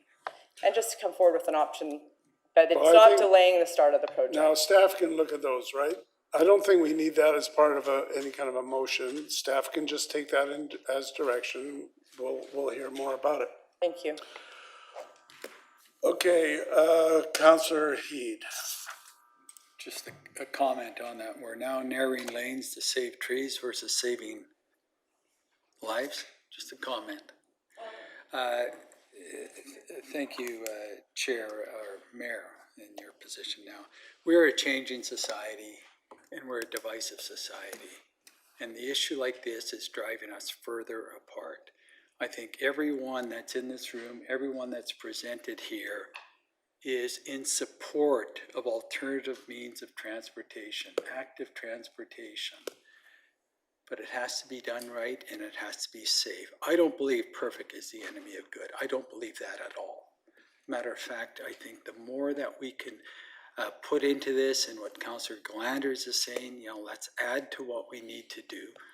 But at the end of the day, what is not going to change my mind is the safety aspect of this. When you look at, and we've heard about the Stanley Park causeway, the guardrails, they were put there because of the deaths of cyclists that fell into traffic.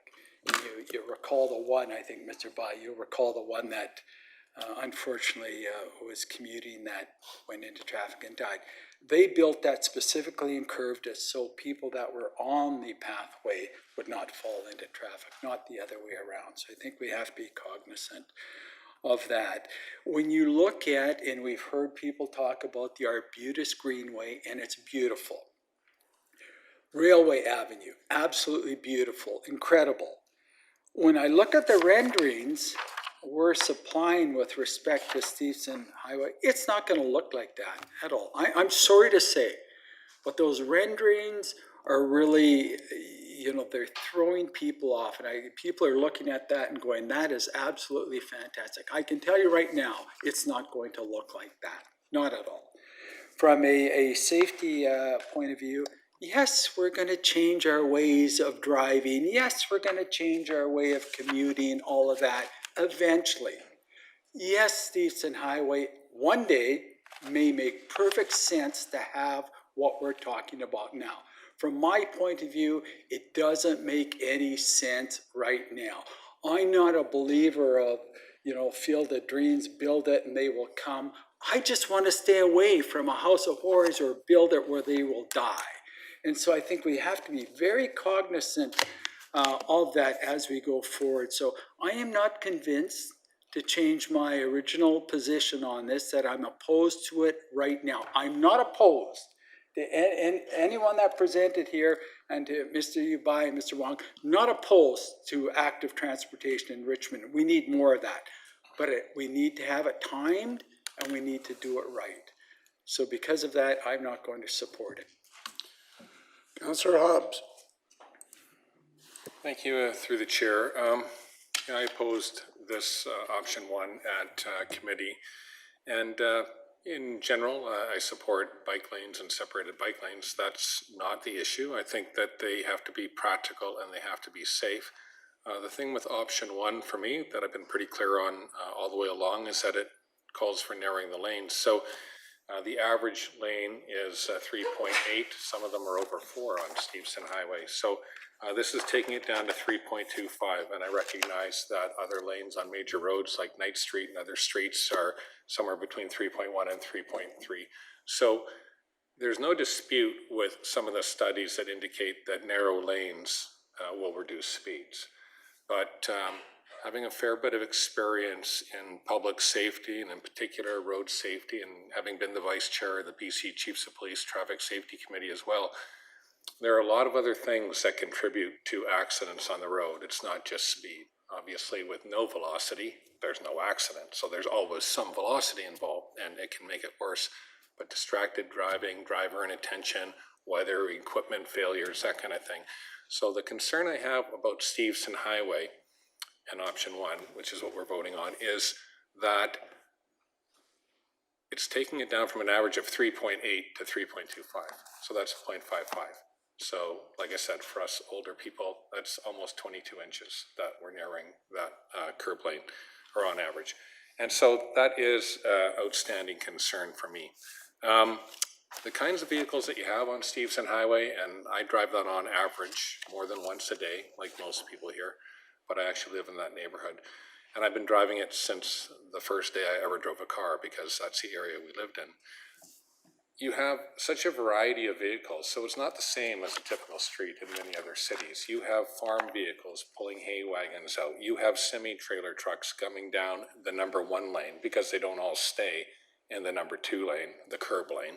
So they come into the center lane, often straddling the yellow line, because people aren't robots and they're not perfect. So they don't always center their vehicles absolutely perfectly in any lane.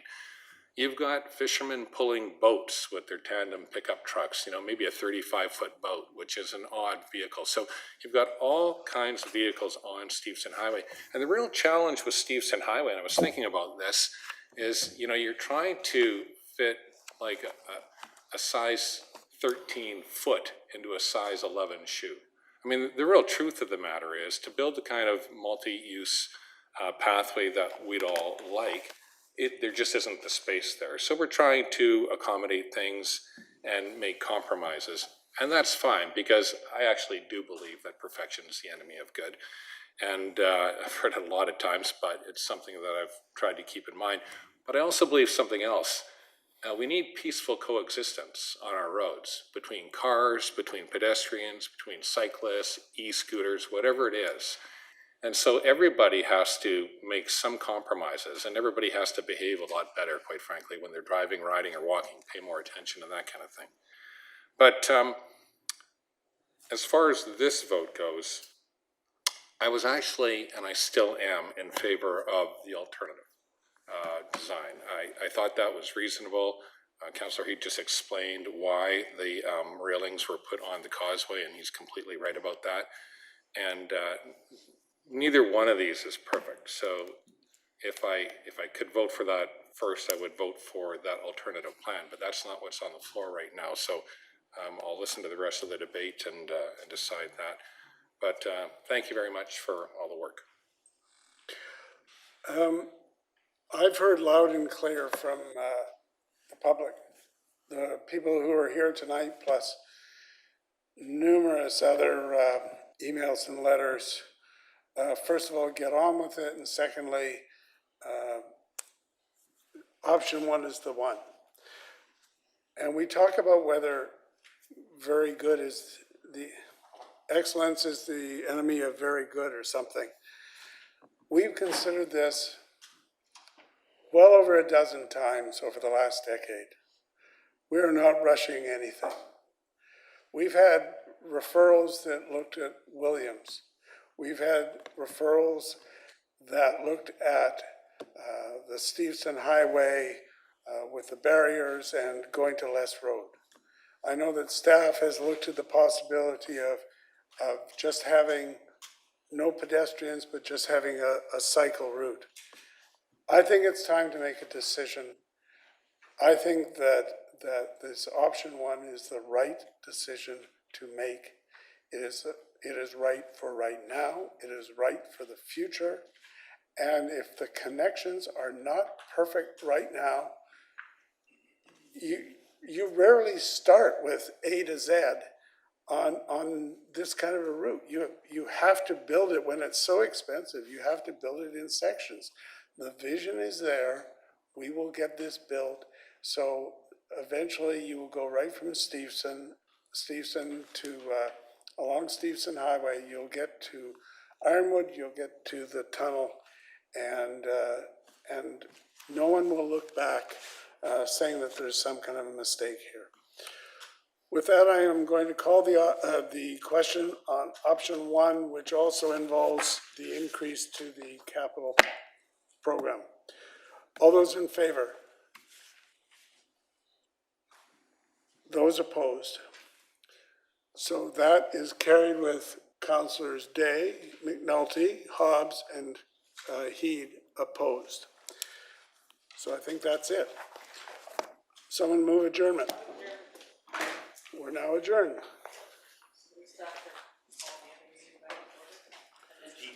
We can just let it go. No, she's talking about the fact that we just